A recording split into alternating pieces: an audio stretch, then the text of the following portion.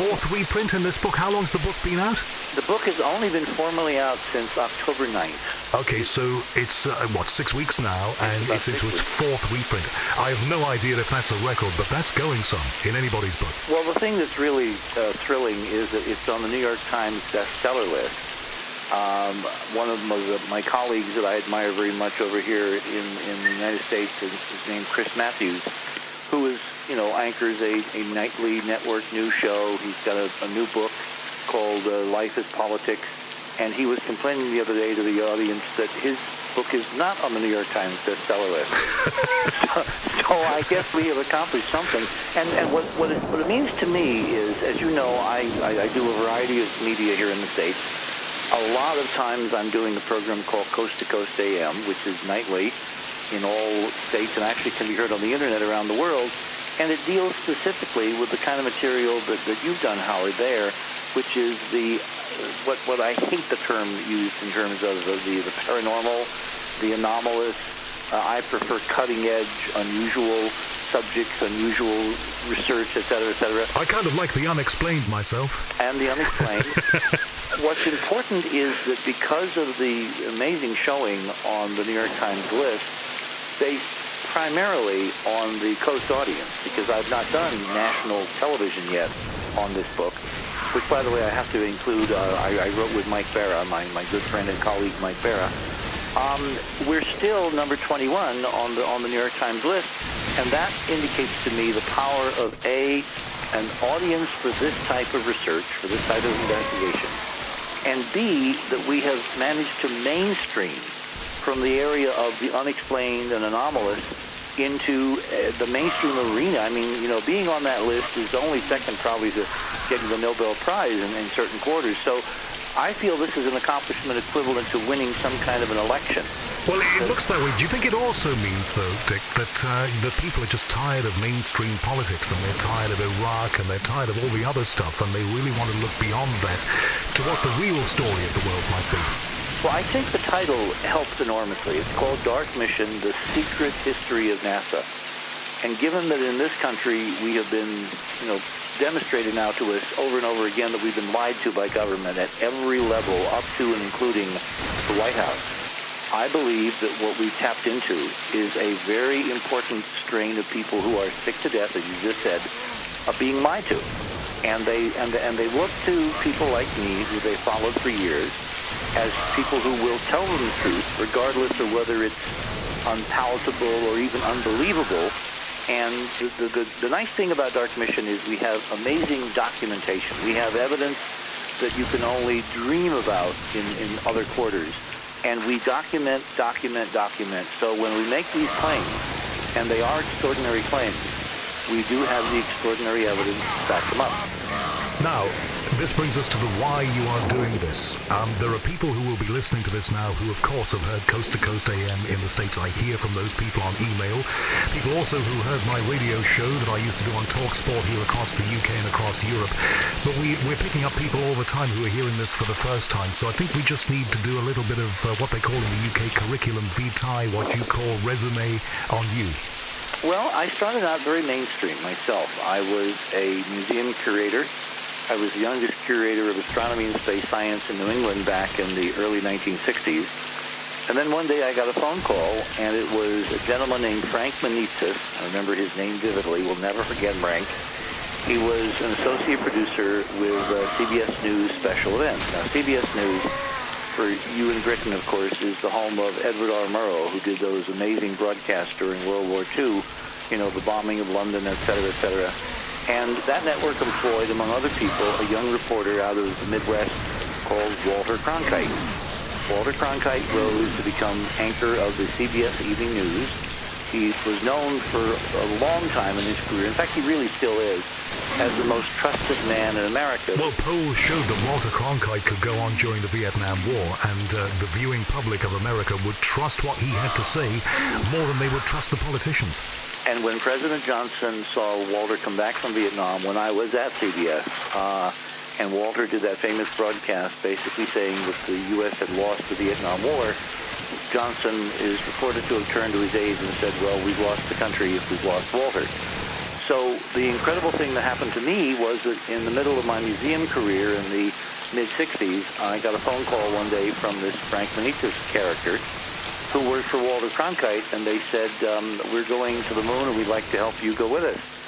And that's how I wound up as science advisor to CBS News Special Events and to Walter Cronkite, covering the Apollo program that took human beings to the moon. Now, here in the UK, we have a man who you might have come across. He's internationally known, so you might have heard of him. His name is Patrick Moore. Now, Patrick is an astronomer. I've known Patrick for years. He is a lovely and very, very talented individual. But you were doing some of the things that Patrick was doing over here during the Apollo missions. You were doing that for America, essentially. Actually, that's totally correct. I actually met Patrick. I had followed his career as a young astronomer for I want to say decades before I met him. I actually met him at JPL during, I believe, that coverage the week of the Apollo 11 landing. He was every bit as proper and as dapper and as British as you could imagine. He had a wonderful sense of humor when I remember some of our conversations, and he also had this synoptic knowledge about the field. He was your equivalent, I believe, of Carl Sagan over here. Although a bit older and a more, as he used to say, avuncular. He's very much a sage. He actually told me recently, Dick, that he'd met Einstein. I thought I knew this man's story, but I never knew that he'd met Einstein. Well, he's had an incredible career, and he is probably responsible single-handedly for getting more people on both sides of the pond, as they call it, interested in astronomy than any other individual human being, except maybe for Carl. So, count your blessings that you have as a friend Patrick Moore. Wonderful man. Now, we actually had him on this show a couple of shows back. So you were doing over there what he was doing over here. The whole business of those Apollo mission programs on television, because I saw them as a little boy and was completely enthralled by them as I am now. The whole idea was to tell us how great this exploration was, and this going to the moon, standing there, putting up the flag and all the rest of it and seeing it live on TV. Something must have happened to you, though, to make you start asking questions about it.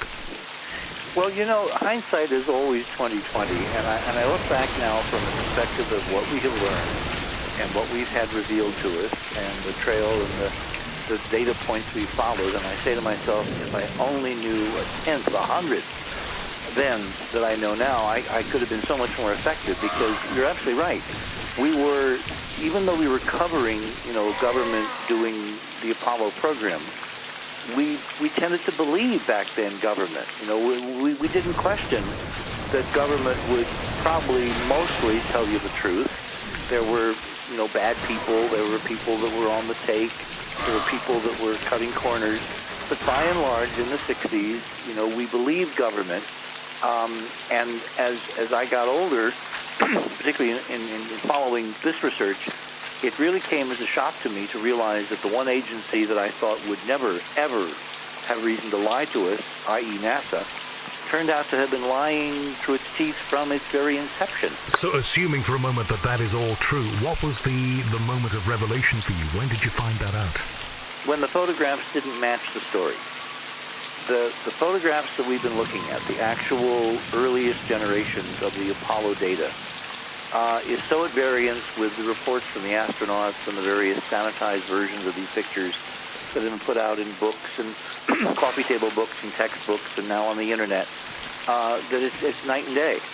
And it's only been in the last year or so that we have been really able to confirm with these official images that are on NASA websites that are showing these astonishing structures, ancient ruins on the moon, that we realize that all of NASA has been lying not only to us but to itself, because the number of people that actually were part of this conspiracy, and I will use forthrightly the C word, are really a tiny handful out of the tens of thousands that have worked for NASA and the 400,000 that were the total complement of contractors and NASA that, put man on the moon. So in other words, most of those people are doing their duty in the full belief and the full knowledge that what they're doing is they're helping to explore space and making the world a better place by increasing our knowledge. But meanwhile, ticking away underneath all that is another agenda.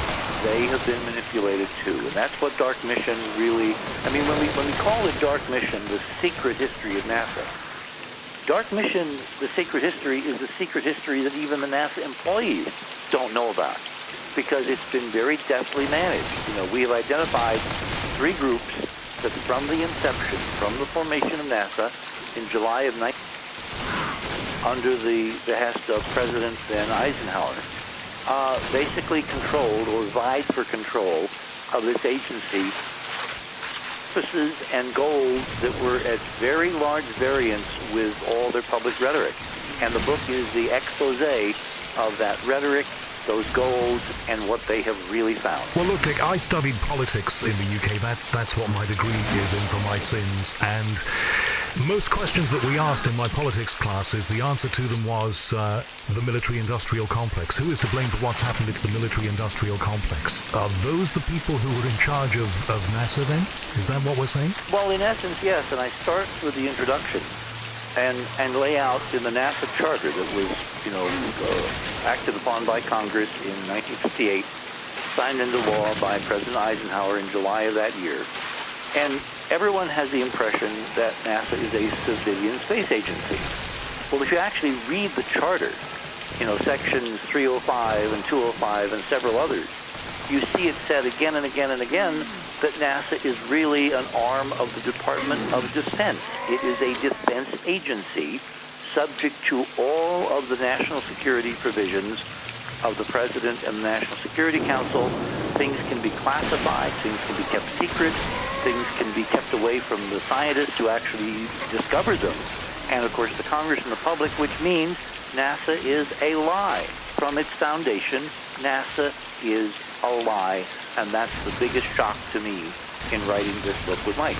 But there was always that connection. There had to be, because the people who were doing the piloting of the spacecraft were people who'd been piloting, speed trials in military aircraft. So that connection has to be there, doesn't it? Well, yeah. In other words, when NASA decided to do the manned space program, the Mercury program back in the 50s, they looked at a lot of potential candidates for astronauts and decided on test pilots, military test pilots. Primarily, we were told, because they had the most experience in high-performance aircraft, risking their lives, hanging it out over the end of the board, mixing my metaphors madly, and thereby they had the largest probability of coming back alive. I mean, that kind of makes sense, that if you're going to go where no one has gone before, to quote my friend Gene Roddenberry, you're going to have to use guys that are basically used to doing that and who are instinctual in terms of their training and their reactions when they get into situations that likely could probably kill them if they react a fraction of a second later. What we found underneath that is that not only were they using military astronauts because they had the experience, but they also followed orders. They were subject to what's called the chain of command. They could be literally court-martialed if they disobeyed orders. And if you have a military guy standing on the moon looking at awesome ruins, and you tell him in the White House when he comes back, now you can't say anything, he won't, because it would be violating orders of his commander-in-chief, and he would go to Leavenworth if he violated those orders. In 99.999% of cases, but there is always, surely, human nature being human nature, there's always going to be somebody who will break ranks. When the time is right, when they get to a certain age, when they feel they have nothing to lose, they will break ranks and come out and tell the truth. Why has that not happened? Actually, Howard, it has. Go on then. Who? No one's paying attention. Oh, really? Who are these people then? Why haven't I heard about this? It's the astronauts. You have to read Dark Mission. The stories of the astronauts who have actually tried to tell us the truth, not once, not twice, but over and over, and what has happened to them, and how they have been subsequently treated, and how their exposés have been treated, is all dealt with in Dark Mission. This is why Mike and I wrote the book. It's time to tell the truth. Well, in a way that fits, because one of my favorite movies, and I bet you love it too, is The Right Stuff. I watched that for about the 12th time a few weeks ago. I love that movie. It is one of my favorites. But it's interesting, isn't it? In those early days of the space program, where it was all so embryonic, NASA, the administration, had the power to lean on the men themselves and their families to get the result they desired. So if that was happening then presumably it also happened in the 70s and is happening now. Well, remember, only 12 men went to the moon. Everybody else watched. And how did they watch? They watched through censored television that came through NASA ground stations. They watched through censored photographs that came from NASA laboratories and photographic, dark rooms. They watched through the eyewitness testimony of the astronauts themselves, who, of course, as I just said, were military officers, thereby subject to the chain of command.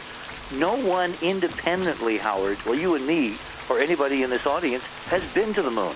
We haven't a clue what's there with our own first-person eyewitness testimony. But the pictures that we saw from the moon, and I was enthralled and amazed by as a small boy, and the pictures that were broadcast across the states on CBS, on the BBC over here, they were live real-time, weren't they? So they couldn't have been faked. No, they weren't. When I was at CBS, one of the main problems we had was in covering, because we were a television network, of course. How do you cover a television event that is basically being projected as radio? Now, that may sound strange in the 21st century, but back in '69, when Apollo 11 took place, there was a huge raging debate inside NASA about including a simple, dumb, primitive, black and white television camera on the first mission to the moon. And ultimately, the public affairs people who were pressing mightily for it, again, they were not in on the conspiracy. They got their way. They got a television camera. But they got something so dumb and so primitive, so stupid, that it barely could give us a halfway decent black and white picture. And even that, it turns out now, in subsequent history, was degraded and degraded and degraded. So those ghostly images that we all remember, that we see on the History Channel or on the military channel from time to time, or even on NASA's, network, are a pale vestige of what that camera was even capable of back in 1969. Now, you add to that, about a year ago, it came to light from some of the original NASA people who were working at one of the ground stations in Australia at the Honeysuckle facility.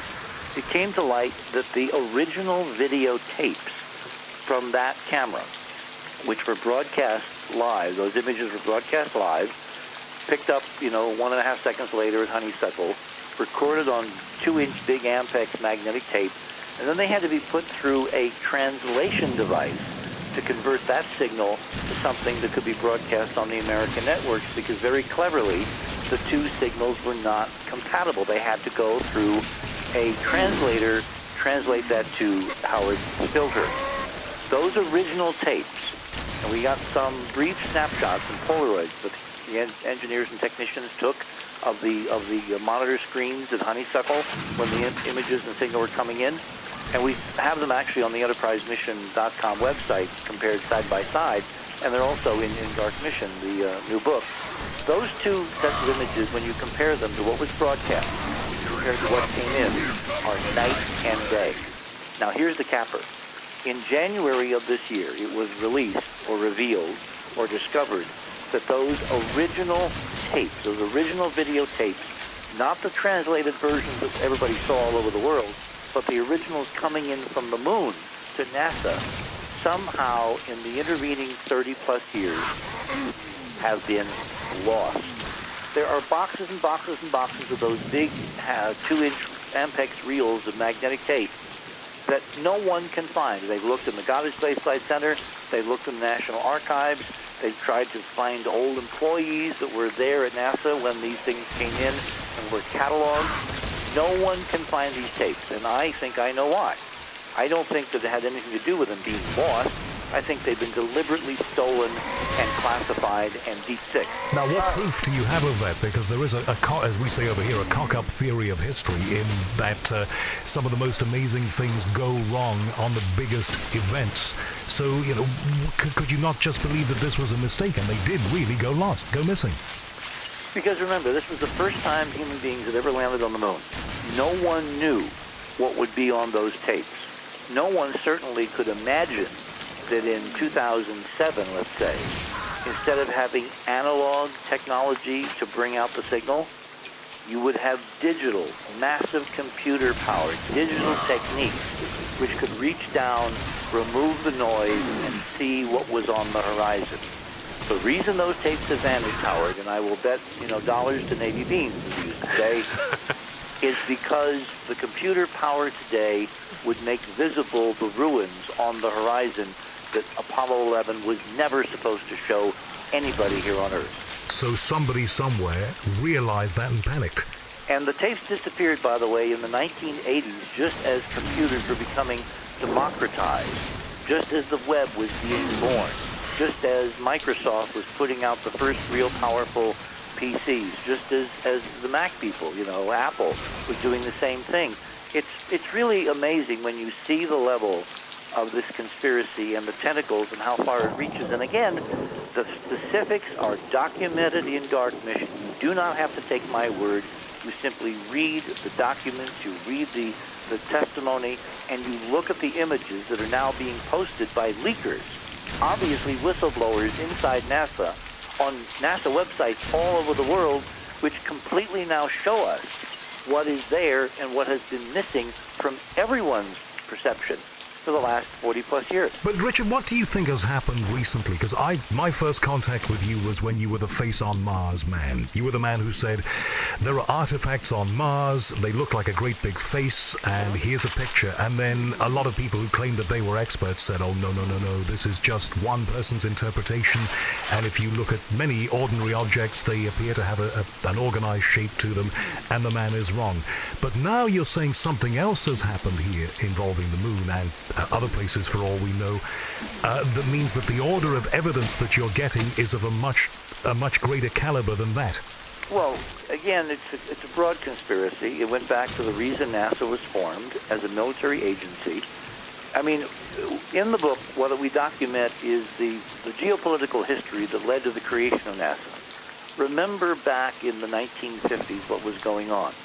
We were in a head-to-head competition for world, I won't say domination, but certainly world supremacy in terms of political systems, with communism, the Soviet Union, Red China, et cetera, et cetera.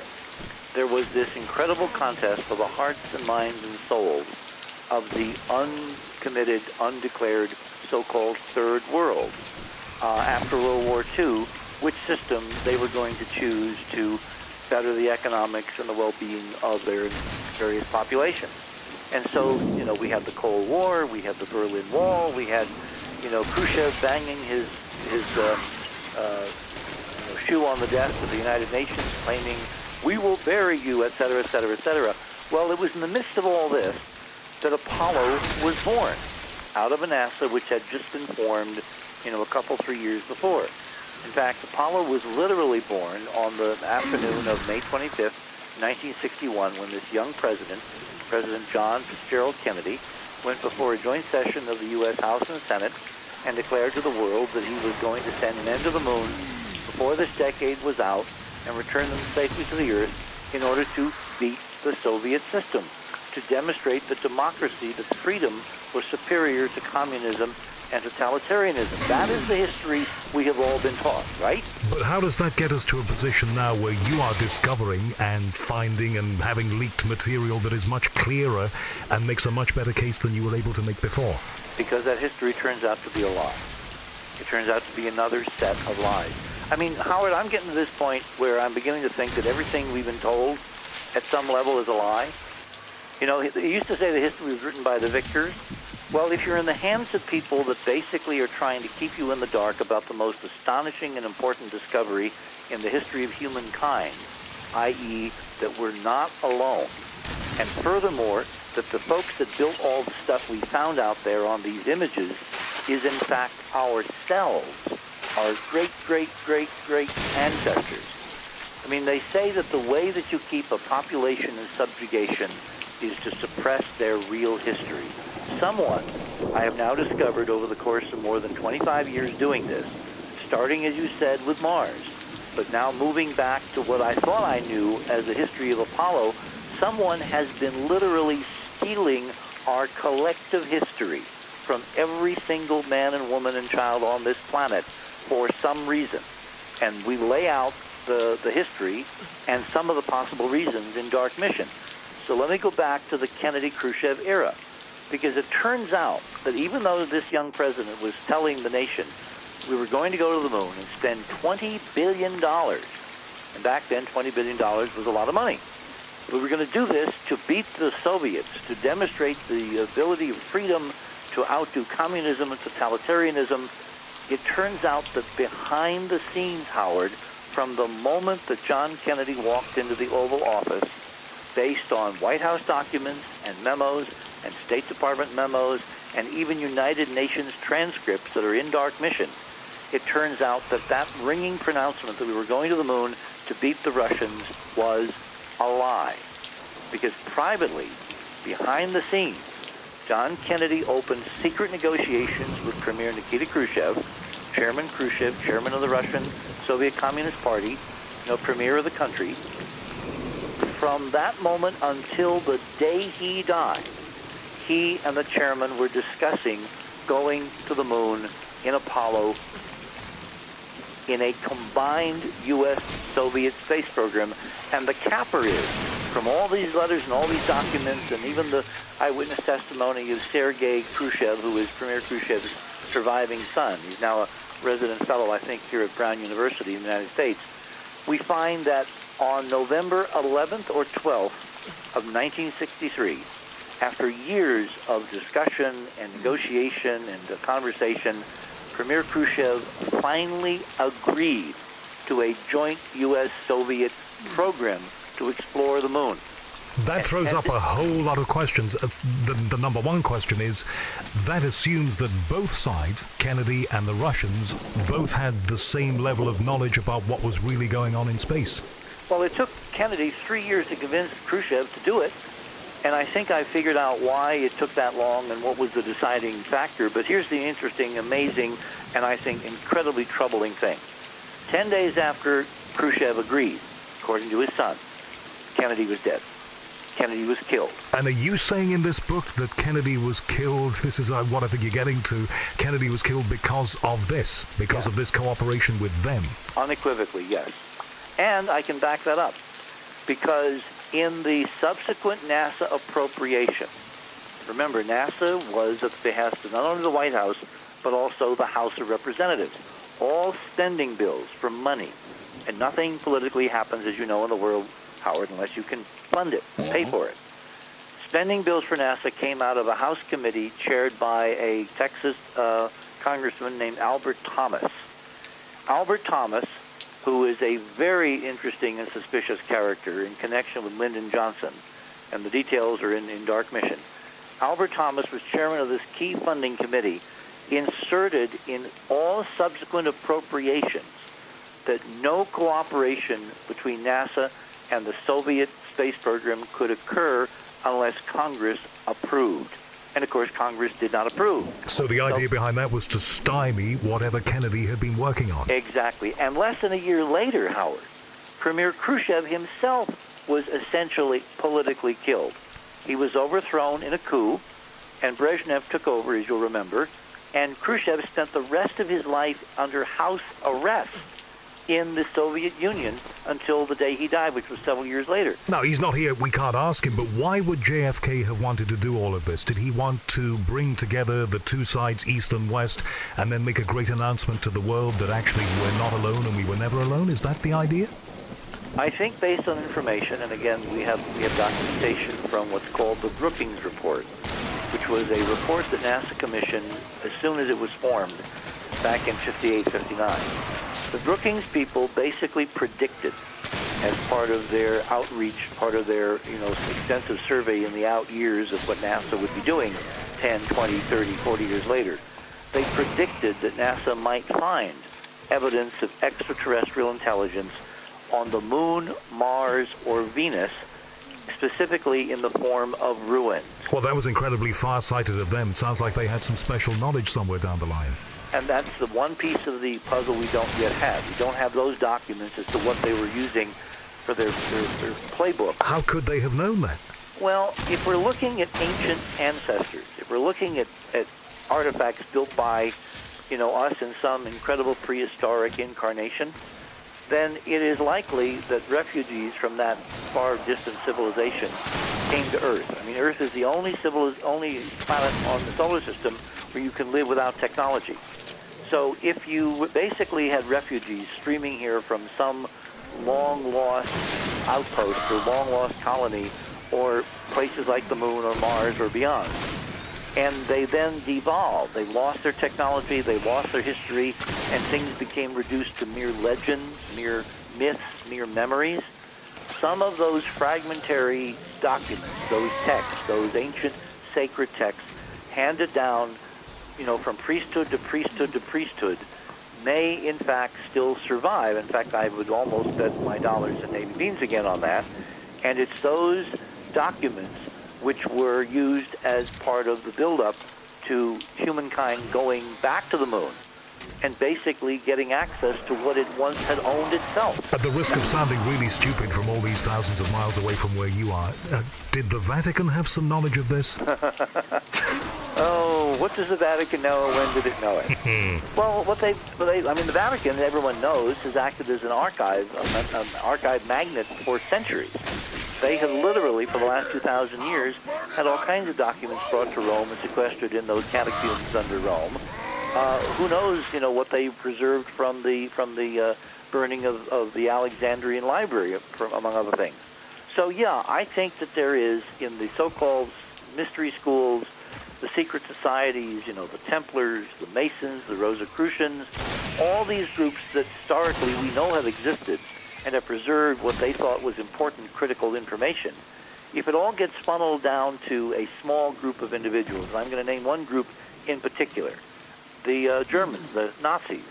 We know, not only from the movies, Indiana Jones et al., but we also know from solid historical scholars that Himmler and Hitler and the others in the Third Reich literally sent representatives all over the world to scour every archive they could find for something, sacred documents. They, in particular, sent expeditions to Tibet. But don't those stories grow up about all dictators? I mean, Saddam Hussein, he was supposed to be doing something.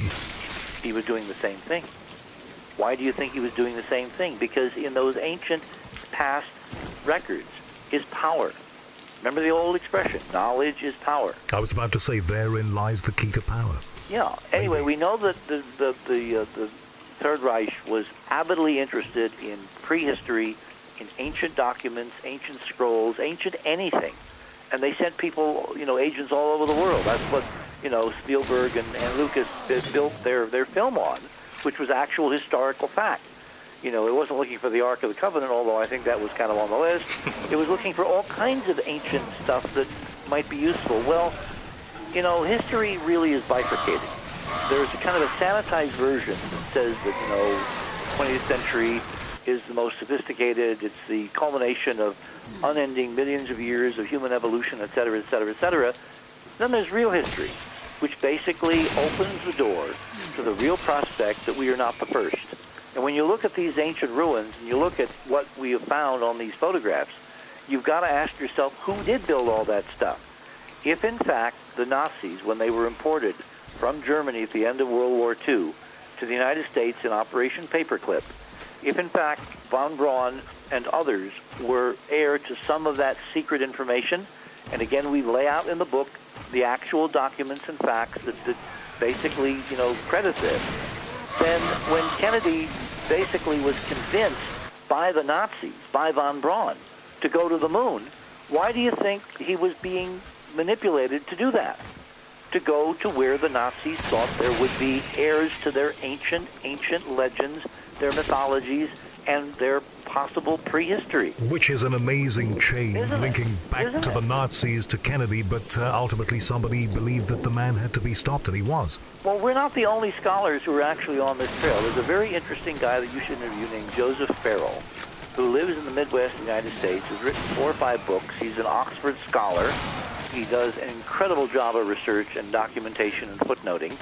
And he has written about a secret Nazi project called the Bell in Czechoslovakia. That was one of the black ops projects that the Nazis were funding that was looking at some radical technologies and radical propulsion techniques that in essence would make rocketry obsolete if it in fact worked. There is a lot about those years that is not generally known and is only now coming out from various intelligence agencies like the Soviets and like the Polish intelligence agencies declassifying documents from Nazi generals and others who were forced to testify at the end of the war on pain of their lives. I mean, the Nuremberg trials were not the only trials where Nazis were basically, told to talk or we will kill you. So we're finally getting an interesting underbelly of those years and what was attempted in this massive confrontation between, two other great powers, i.e. the Western free world and the Nazi Third Reich Axis. And we're finding that there was a lot of technological development, particularly looking in the realm of space flight. I mean, remember, Werner von Braun came here with the same technology that was ultimately used to take Apollo to the moon, right? Okay. He created the Apollo Saturn vehicles that took the Apollo astronauts to the lunar surface. And are you saying that technology derives from something that is not necessarily earthly? It could in part. And this is why looking at secret archives, the Germans spanning out across the world and looking in any place that they could find unusual documents and or maybe even bits of technology. Well, look, Werner von Braun had that. He took it to America. He helped you get your space program, but don't forget the Russians were doing the same thing. Where did they get theirs from? That's an interesting question, and it probably is from the same, database. We do know there are some specific individuals, and Farrell has documented one in particular, Dr. Kurt Debus, who was heavily involved in this incredible secret black Nazi project, again called the Bell, who wound up as the director of the Kennedy Space Center. So now, the whole thing, this is I didn't know we were going down this path, but it is amazing. I didn't either, because you got to follow truth wherever it leads. The whole thing is a chain. If we are to believe what you're telling us, it's a chain. It is a chain, and if you begin to look at each link, you will see it tracks back to secrecy, secrecy, secrecy. And in secret, all kinds of weird things can flourish, not seen by the light of day. So what are you going to say, though? A lot of people are going to say to you, this is nonsense. Now, you've got a book there, you've got evidence in the book, it's as far as it goes, but you know that there are going to be people coming to you saying, this can't be true. Actually, there are a lot of people coming to me saying it is true. And all those people who bought the book. No, actually, people who can't find the book. I mean, the book is really scarce to find. Some of my friends have tried in Britain to find it, and they can't because it keeps selling out. I tried to find it in London a few days ago. I cannot get the book. Now, that is a measure of something. Maybe the thing's not being shipped in big enough quantities. Perhaps you're selling so much there. Any idea in quantity how many you've sold in the States? It's tens of thousands so far and rising. That's all I know. And for a book in the first, 6-8 weeks, that is amazing.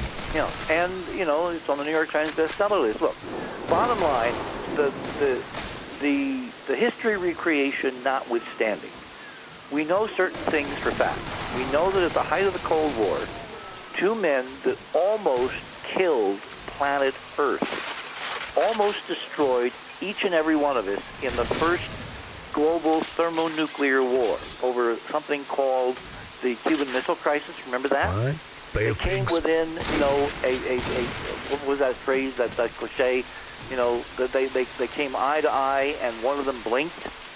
And so we did not destroy ourselves. These two men, in the subsequent year, apparently Khrushchev really regained or gained a respect for Kennedy that he had never had before.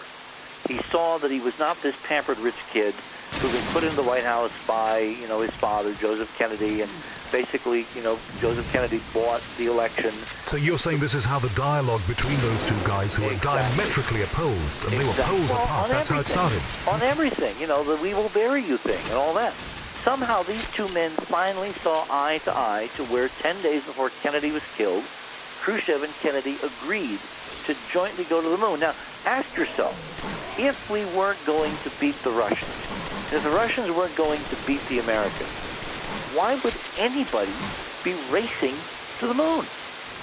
Why would we be spending $20 billion to go to a place that had no intrinsic value, that was, pummeled with meteors and had, nothing but rocks and soil and radiation? Well, which brings us to the other big point of the book, and we have to, be sort of mindful of the time here, and I want to bring you to this, that America did, without Kennedy, go to the moon. The mission was accomplished, but I think what you're saying in the book is that the mission that we thought it was over here in England and in the United States is not the mission that actually was being fulfilled. No, I think Apollo was, and we go into the etymology of, Apollo and what that all means. But Apollo was basically a reconnaissance and return artifacts to Earth for back engineering and technological advantage. That's what it seems to be. And what happened after we succeeded and the Russians did not? The Soviet Union suddenly collapsed, right? Well, it took a number of years, and it was part of a bigger process than all of that, but that did happen. Well, historically, that's overnight. Okay. So you're saying that the trump card in all of this is that America got whatever was to be got from the moon, mission accomplished, brought it back engineered the technology that was found, and the Soviet Union then collapsed because it lost the race. In essence. Now, I have videos, I have NASA documentation that demonstrate that timeline is not as crazy as you might think. Have you ever heard or seen two videos called STS-48 or STS-80? The STS stands for Space Transportation System, which is a NASA code phrase for the shuttle program. And in the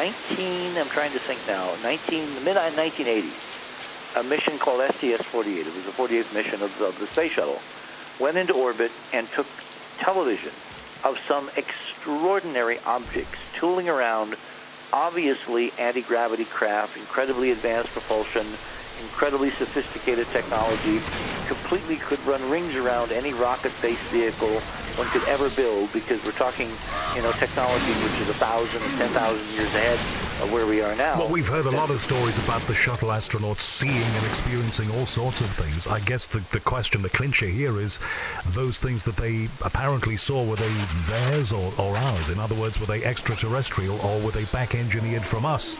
My bet is they're back-engineered from us. And I presented this information at the United Nations. I put out a video, a DVD series based on this analysis, and others have now joined my analysis and have concurred that the vehicles are extraordinary. They're really vehicles. They're performing maneuvers that nothing we currently know of could possibly match. And if I was a Soviet general and I was basically told that those were ours, and that, there isn't a possible way that you could hold up against what we now have. Well, it's game over, isn't it? It's game over. And when you look at the time frame, that's exactly what seems to have happened. Now, what I find really interesting is that when we held our National Press Club press conference a few weeks ago in Washington on Dark Mission and the revelations and the photographs, 4 Russian television networks, Howard, count them, 4 of them, showed up. And in fact, this coming couple of weeks, I've got the major Russian commercial television network, NTV, coming all the way from Moscow to Enterprise mission here in Albuquerque, New Mexico. Well, but listen, I know all about this. The Russians have taken massive interest in what you're saying, and you haven't had the front page news coverage that I thought you might get in places like the UK. The Russians love all of this. Now, is that just down to the fact that they love I'm trying to think of a phrase for wacky, but they love anything that's wacky and out of the ordinary? I mean, Pravda has almost become like the National Enquirer these days. So is this really a big surprise? Well, the problem is that it's not just Pravda, it's all the Russian media. I was told by the producer of the NTV program, which is sending the crew over in the next few days, that we have been all over Russian television, and we in fact are on the front page of Russian newspapers that are squeaky mainstream, not into the woo-woo, not like the National Enquirer over here or some of the tabloids you have there on Fleet Street. So, no, there's a very substantive Russian interest, and I believe it goes back to the Kennedy-Khrushchev thing, because after the press conference, I had these television, cameras from the Russians thrust in my face, and the one thing they wanted to know over and over again was, how could I document that there had been an agreement between the premier and the president at the beginning of Apollo to basically go there together? That was the thing they were solely intrigued with, because, of course, that's history. That makes Khrushchev a statesman. Do you understand, Howard? It means he wasn't this communist thug who'd murdered God knows how many people, but in his later years, for some reason, he saw fit to ally his fortune with this young president and to do what no one at that time imagined we could do, which was to work with our bitterest enemies. It makes Reagan's evil empire, quote, pale by comparison to think back to what was happening during those years. And we were going to secretly join up, go publicly together, and bring back for all of mankind whatever was there. And both men were sidetracked. One was killed, the other was deposed. Exactly. They were both effectively stopped. So the question we didn't answer was who did that? We have to say this very clearly. Who stopped this happening? We don't know, do we? If we're right about the origins of the American space program in the Nazi experiments in Germany at the end of World War II, then one might imagine that we're looking at elements of the Reich that are alive and well and flourishing subliminally on the international scene. And this is why I find Putin's interest in what we're doing, because you realize that Vladimir Putin has got to be behind all this Russian interest. I find that interest so interesting because it is a counterbalance to the right-wing tendencies that we have gone toward in the United States in the last several decades. But of course now you're getting into the realm of supposition, and you make a very good case in the book about artifacts and about a previous civilization from here that went there and then faded out, and back engineering of technology brought from the moon. But now you're getting into other territory where you're saying, well, and Vladimir Putin, he's part of this as well. How can we know this? Because the Russian media is not totally free. Just like the American media are not totally free. So how come the American media, this is the other point, how come the US media and our media, which tends to do the things that yours does, how come, as I expected when you came out with this book, how come they have not beat a path to your door? How come you are not front page news in the US or the UK? I think there's a conspiracy to keep this from being brought to the attention of the American people. Which brings us to another point. Do you believe that there are people who come out with stuff like this and have over the years who get silenced one way or another? And if that is the case, how come you haven't been? Well, they certainly, tried. I mean, I've had more extraordinary things said about me, scurrilous things, stories made up, lies, you name it, over the years that I've been pursuing this trail than almost anybody that I know. The one thing that hasn't happened, of course, is that I'm still here. Although I did have a very strange brush with death in 1999 when I had a very mysterious heart attack. I was in a motel in Florida doing research on another project. Several sets of guys showed up in my hotel room on the other side of the wall, and for several days there was this incredible staring contest, enmity. I mean, they literally were looking daggers at me coming and going, sitting out in front, windows open, just blatant hatred. My God, do you believe that you encountered what our own royal family once referred to as dark forces, that there are dark forces in this world that we don't come into contact with day to day?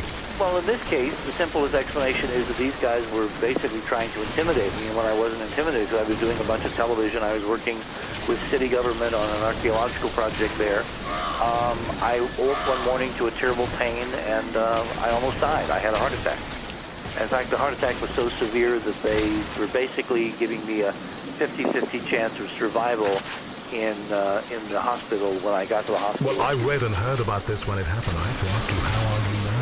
I am terrific. I'm glad to hear it. I have the extraordinary benefits of living with Dr. Robin Falkoff. She is the individual who saved my life. She's an alternative health practitioner. She, is a homeopath, Chinese medicine. I have been on an interesting set of regimes right after the heart attack when they told me that I would never live a normal life again. I've never had a twinge in the last 8-9 years.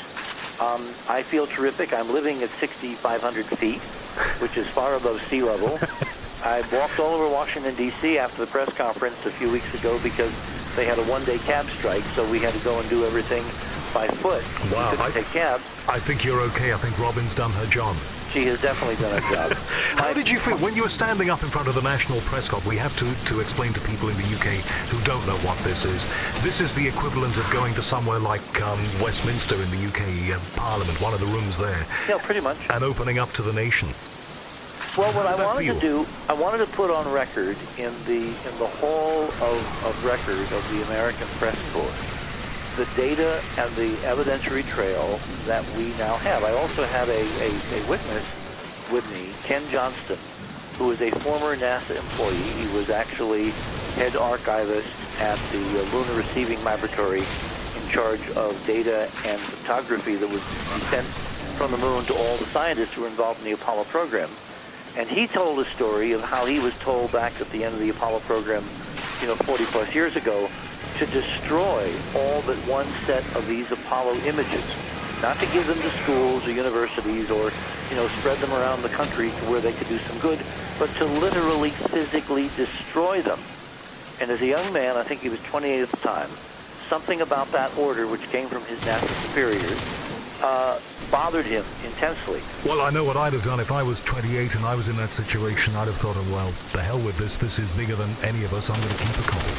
That's what he did. And he then gave them to his alma mater. He kept some in his own archive, which I was shown in 1995 when we first met. And we were able to show some of these to the national press at the press club on October 30th. And it's those images that the Russians are so fascinated by, because they're now confirmed. What Ken was able to say is now confirmed by what is on the web all over the world on NASA websites. But we come back to the point that you are not front-page news in the UK, and sadly you are not front-page news in the United States. So the very constituency that you want to reach, at the moment, apart from those people who are buying the book, you're not reaching. Not true. Because I have a number 21 bestseller on the New York Times bestseller list. I'm on the internet. EnterpriseMission.com is a worldwide entity. DarkMission.net, which we've created around the book, is also worldwide. And I've got Eastern Bloc countries coming, begging for interviews and photographs and documentation. And Howard, it's only a matter of time until the American press has to break down, because it's no longer the three big networks back when I worked at CBS, NBC, ABC, and CBS. It's everyone who can go to a computer. He gets an alternative view of the world every single day. And all over the internet, there is a wild discussion going on about what we have proffered, as evidence and what is in Dark Mission. Well, that's true. News is not a cartel anymore. And I can tell you one thing, as somebody who's been a journalist and worked in newsrooms all his professional career, probably what will happen is that this stuff will get out in Moscow. It'll be all over the old Soviet Union. It'll be in newspapers, on television there. And somebody in a newsroom in Washington, D.C. or in London will say, hey, have you seen what they're reporting in Russia? And that's how it'll become news in our world. Back during the 70s, when I briefly was doing some work for the Carter administration, there was a word which said, the quickest way to Washington is through Moscow. Well, there you are. That's exactly what I said, and isn't that true? So that's how these things happen. Who knows? Is it frustrating for you, though, that you're not doing the Larry Kings and all the rest of it? Well, actually, Larry King has been talked to.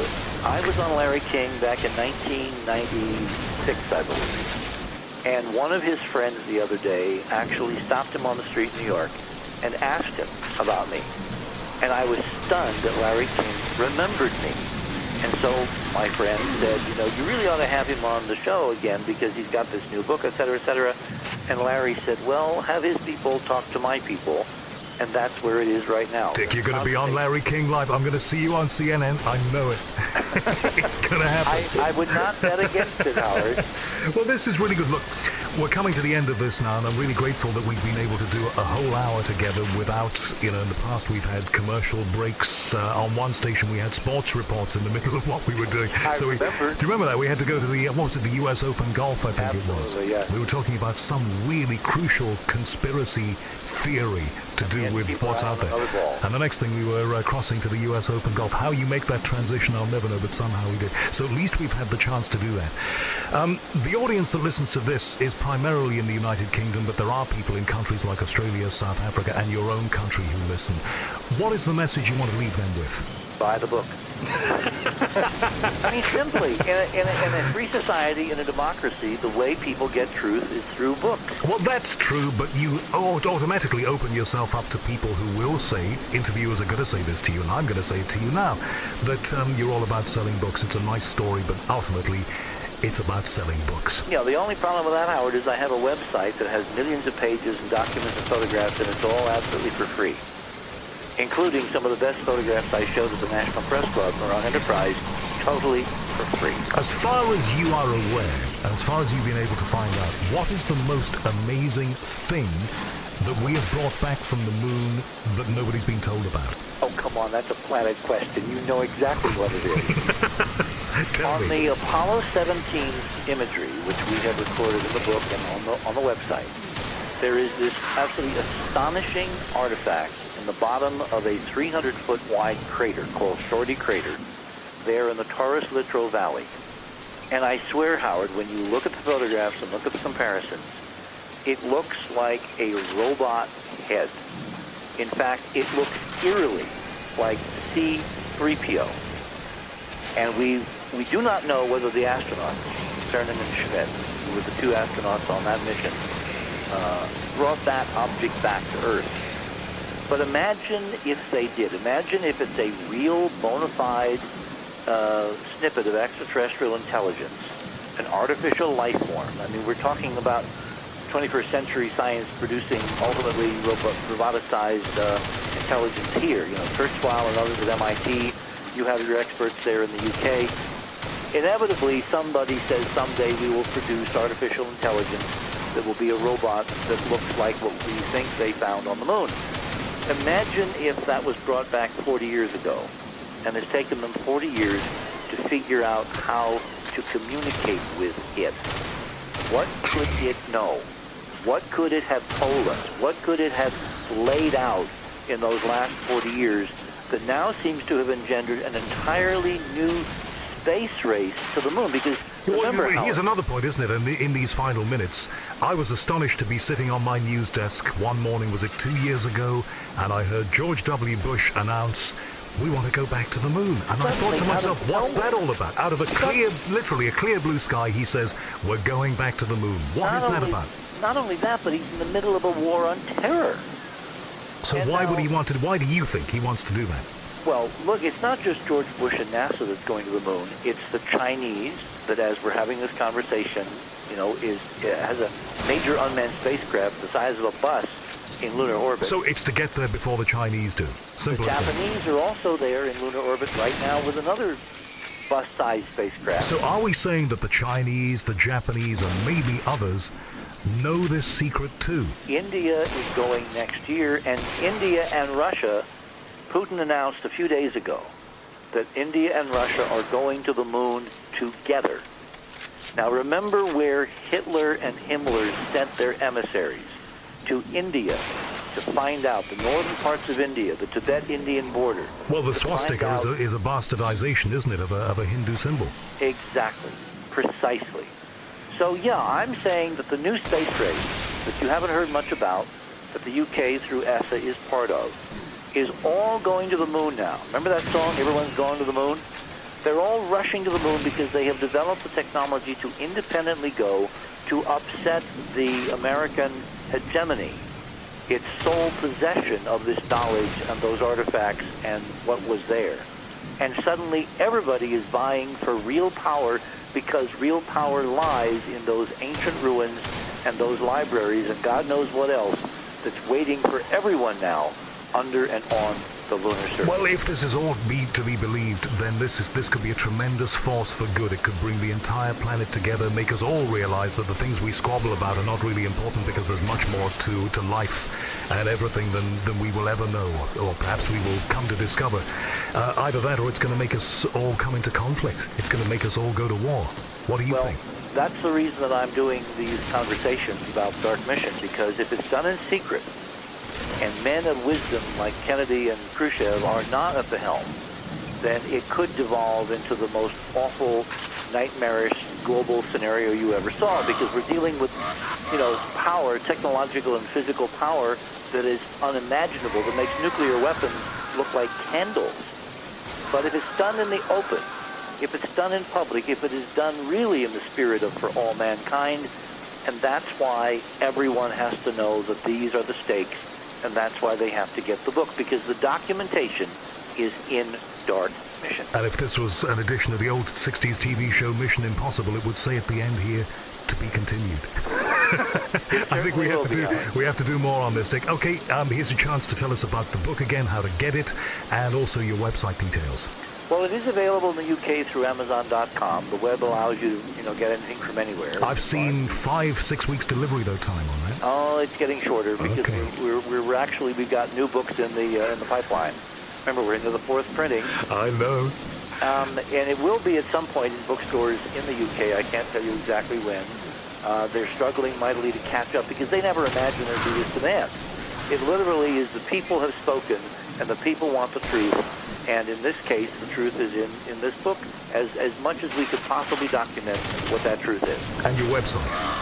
EnterpriseMission.com, where you can see some of these amazing images, which again, you go from Enterprise to the NASA websites, which are listed, and you click on there and you download them and you compare them side by side, and you'll see that these ancient glass artifacts that are on the moon are on the official NASA version.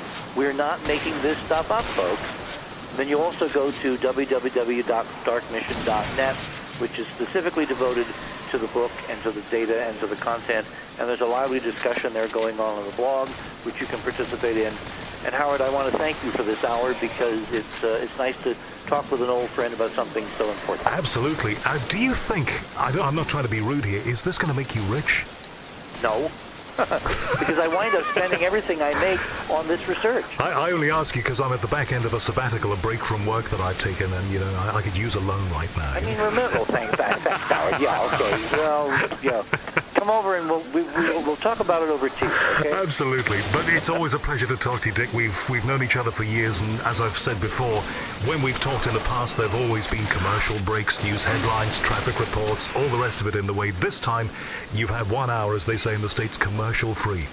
I thank you so much. And it's been a pleasure. We will talk again. This is to be continued. You've been hearing the thoughts of Richard C. Hoagland, space expert and best-selling author now. This has been the return of the unexplained. I hope you feel it's been worth waiting for these couple of months that I've been away. Our website is www.theunexplained.tv. We'll have a link to Richard Hoagland's site right there. Thank you to webmaster Graham Mullins for his hard work on this. And thank you to you for all of your emails. Any thoughts on the show, get in touch through the website. Thank you again for listening. Take care.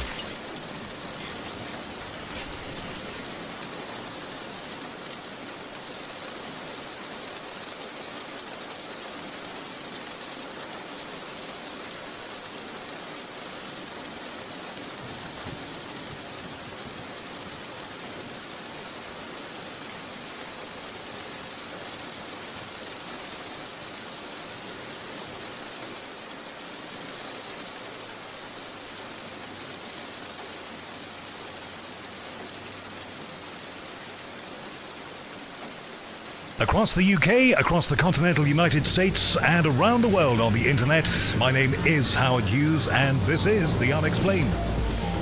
Thank you, as I always say, for returning to this show, and this time round, very exciting, I am in Johannesburg, South Africa. I am not sitting in London. I am 6,000 miles, 10,000 kilometers south from New York City, if that's where you are listening to this show. That's about 8,000 miles away, I think, south. Long way away from home, in a different time zone, in a different climate. This is winter, but it feels like summer here to me anyway, coming from the Northern Hemisphere. So that's what I'm doing, meeting some of the people down here in South Africa who don't get perhaps as much play up north as they ought. Now this show, I have to say, is now reaching more and more places around this world. Recent interest I've had from Stockholm, Cologne, Madrid, San Jose, New York City back again, Adelaide, Jakarta, and so many more places. Emails coming in from around the world all the time. Thank you so much for those. If you'd like to email the show, then it's unexplainedhh@yahoo.co.uk. unexplainedhh@yahoo.co.uk. And I won't bore you too much with this. Just to say again, like I say every time, if you listen to the show on iTunes or from our new FeedBurner feed, please go to the website as well, put a hit on the website and drop me a quick email. It's always good to know that you're there. Had some great emails over the last month or so making suggestions for the show. I'm going to follow up on all of those. And like I say, feedback is terribly important for this. Right now, I am sitting in an apartment in what was described, I think, in a magazine that I recently read as the richest square mile of Africa. This is Sandton in Johannesburg, which is a kind of posh suburb here. A lot of multinational companies are sited here, finance companies. There's a huge shopping center. And it is amazing. It really typifies the contrast that you see in Africa, because here you see the wealth of Africa and you don't have to drive too many miles away from here to see the complete opposite side of the coin. But that is one of the great things about Africa, because all human life literally is here. And it's funny I should say that, because the person I'm talking to is sort of talking about human life too. Cut a long story short, a few weeks ago I took myself down to Stonehenge. I just felt that I had to be around those stones. And whatever you might believe, wherever you are, you pick up a kind of peace and awe from those stones. I don't know what it is, because we don't fully understand what the stones were there for. A lot of people have theories about it, about how they channel the rays of the sun into a particular point there, which of course they do, but nobody's totally sure what it was for, or whether it was there on its own, or whether it was part of a chain or network of stones around the world, which is now what people are coming to believe. I'm in the home of Michael Tellinger, anyway, who is described on his book jackets as an export author. I love that phrase, Michael. Well, thank you very much, Howard. It's nice to be talking to you, and welcome to all the listeners that are listening to us around the world. How do I describe you then? What are you, apart from being, according to your book jacket, a leading export author? It's a tough one. I'm not quite sure how to answer that. I graduated as a pharmacist with a Bachelor of Pharmacy degree from Wits University. I've been interested in human origins. I've been actively involved in the arts as a musician and an actor. I've produced television shows and written screenplays and had radio shows, and I've done a lot of things in my life, and mostly my interest has been in the scientific, and always curious and incredibly keen to scratch and discover more about human origins. That has really, since I was the age of 14, has driven me, and I've been most passionate about that, to try and find the origins of our human ancestry. So look, was there a point for you when you produced the TV shows and did all the things that you did? Was there a kind of turning on a light point where you said, okay, I have to now do this for a living and become an author and write about this stuff? Yeah, absolutely. And that happened about 7 years ago. And obviously I've read a lot of literature and done my own kind of research into the subject of the humankind and the origins of humankind. But at the same time, I was also looking more at it from a scientific perspective because of my science background and qualification. I started questioning more and more the genetic dilemma that we face as a species, and the fact that this gene pool suddenly appeared on this planet Earth any time between 170 to 350,000 years ago. And it got to a point where I could no longer have discussions across the table consuming large amounts of wine with drunken friends that get more and more abusive as you start trying to explain to them that these things don't really make sense. And when you start putting your theories on the table, not necessarily just theories but scientific fact, often they're met with things like, oh, what kind of rubbish, I've never heard of that. So suddenly they start having a scientific argument with you with an answer like, I've never heard of that, and that becomes the basis of a scientific rebuttal.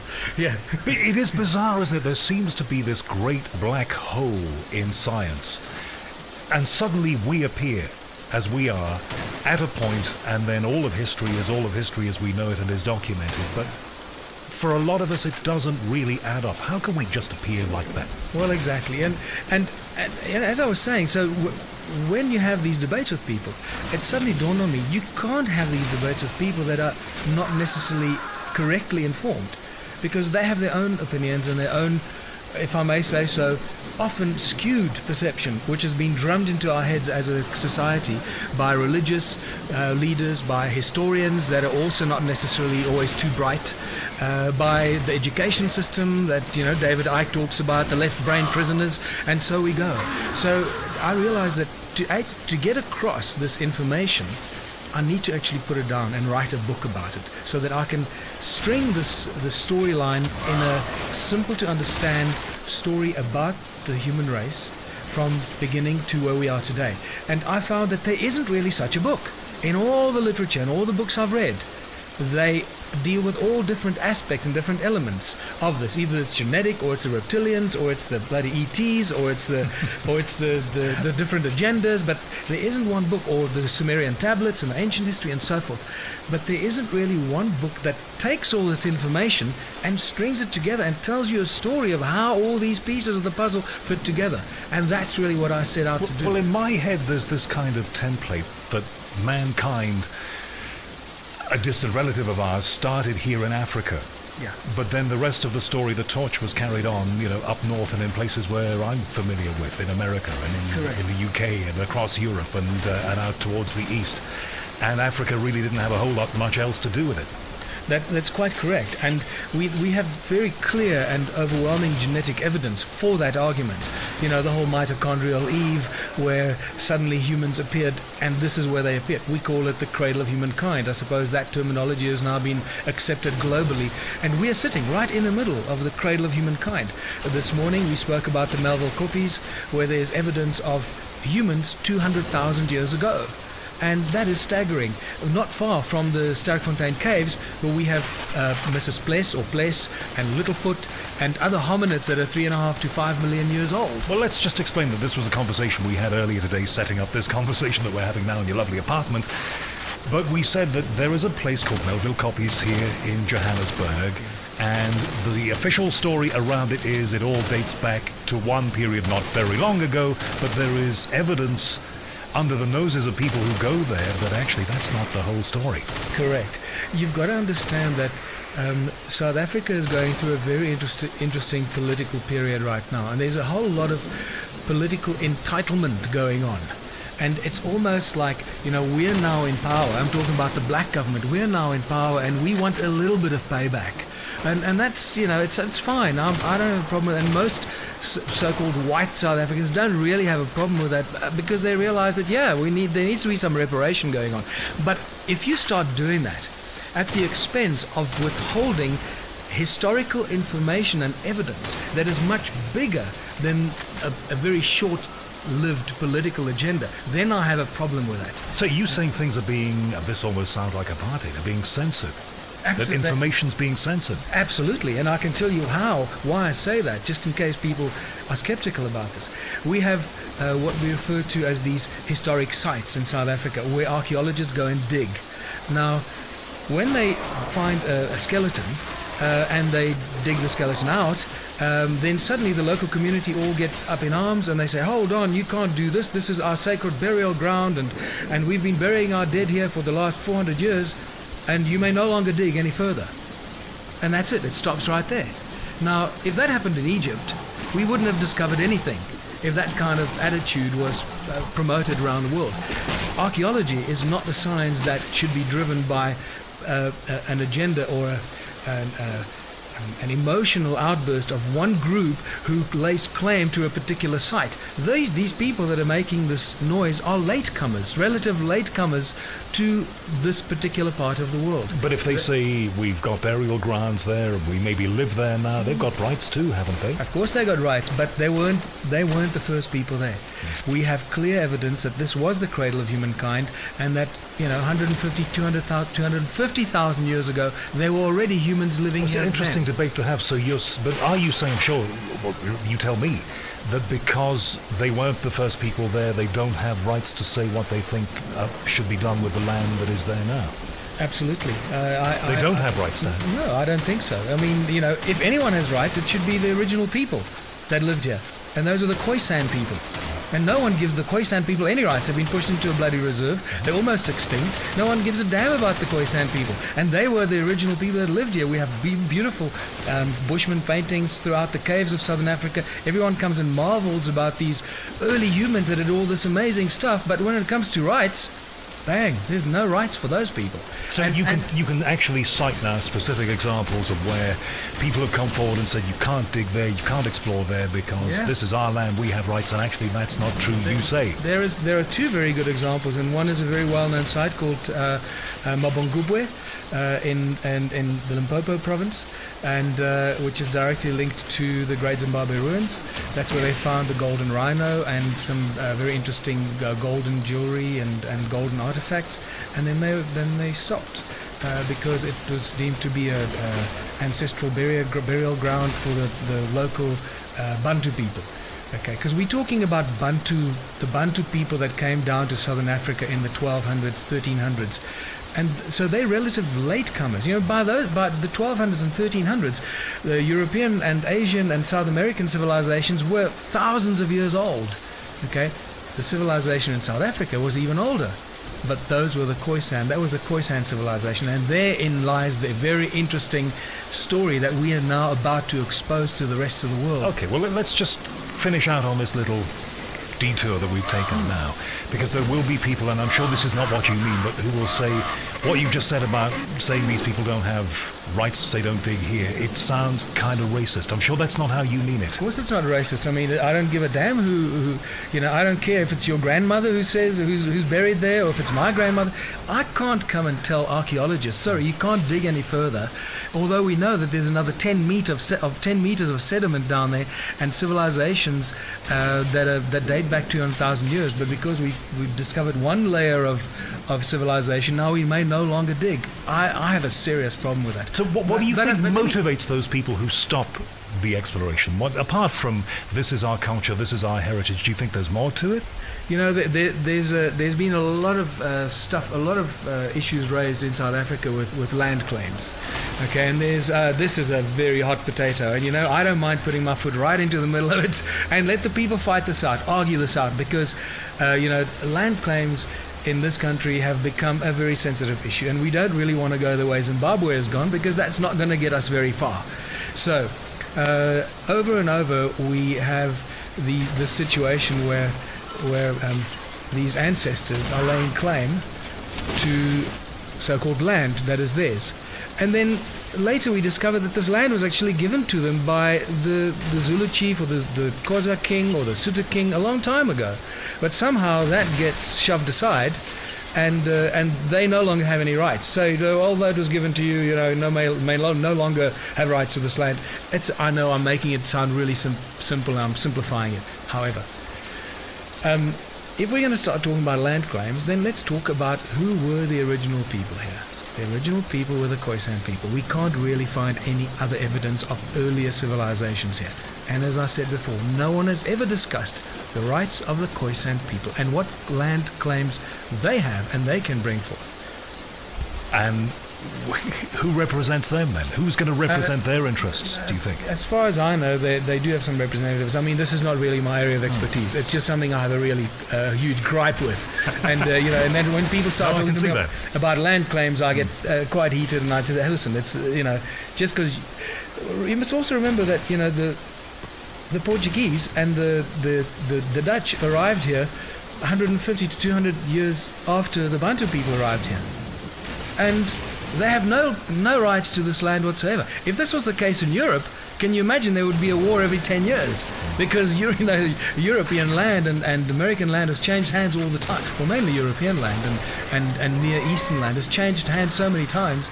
There'd be a war every 10 years. Somebody trying to lay claim to something that, the ancestors and then those it'll never stop. Well, I guess one of the things life teaches you over years of bitter experience is that you have to deal with situations as they are. And I guess this is the situation South Africa finds itself in. You're trying to further the cause of knowledge, so you just have to kind of work with things as they are. I suppose frustrating though it may be, yeah? Yeah, what worries me though, and this is a real worry, and what I said much earlier is that the historians that work for the universities in South Africa, and now I'm really rubbing their nose in it, many of the historians that work for the universities will not do anything that will jeopardize their jobs. Remember, they're getting paid by the government.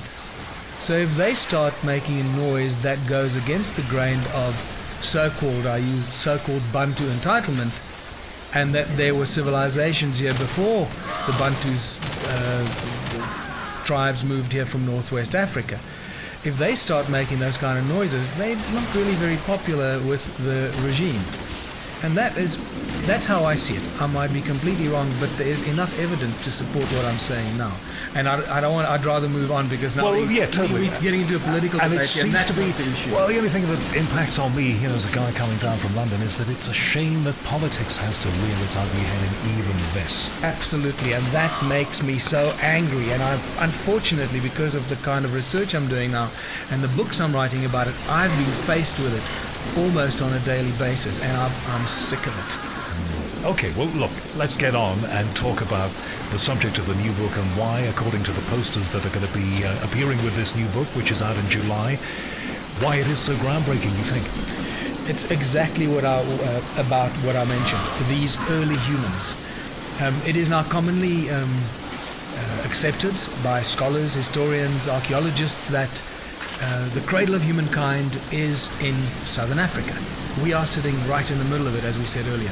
Melville Koppies is right up the road here. We have clear evidence of humans living there 200,000 years ago. Down the road we have the Sterkfontein Caves. We are surrounded by fascinating artifacts that take us back to an early human civilization, 200,000 years ago to 70,000 years ago, 80,000 years ago. The Blombos beads found at the Blombos Cave, the Khoisan beads in the Western Cape, and the Bushman paintings in all the caves around Southern Africa, and there are thousands of these caves. When you start putting this together, you realize that there was this rich human civilization and a lot of people that lived here between 200,000 years ago and about 75,000, 60 to 60,000 years ago. And then suddenly they packed up and moved north. And this was the whole big exodus out of Africa into the rest of the world, out of which the whole world was supposed to have been populated. And that's fascinating. And then suddenly, so from 60,000 years ago till 1200 AD, there seems to be this black void of nothingness in southern Africa. And historians are telling us in a roundabout way that we don't really have much of a human history in that period. And that is very unfortunate, because we have clearly an ongoing and a rich human history that goes back to from 75,000 years ago until the arrival and the resettlement of southern Africa, or the cradle of humankind, when the Bantu people eventually came back to southern Africa. And they came back as different people. They left here as, we believe, Khoisan people, and they came back as different, evolved, genetically mutated, whatever you want to call them. And they came back to resettle southern Africa. And within there, we have a phenomenal wealth of new discoveries that we've made in ancient stone ruins that until very recently, for political purposes, now it comes back to that, for political purposes and political reasons, have been called cattle kraal, built by the Bantu people as far back as maybe 13, 14, 1500 AD.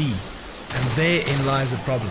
So you're saying that these things, and we'll get on to what they are, I want you to tell me what they are, you think, are not just cattle pens. They're much more than that. They're much older than that. Of course, they're much older than that. They're much more than that. I mean, we've documented these over with the help of people like Johan Heine, who's been photographing them from the air, from aeroplane, beautiful aerial shots. And it's only really from the air that you can start realizing what it is you're looking at. It is spectacular. And you will see a lot of those. I'll show you photographs of these. I have several thousand of them for our books we'll be publishing.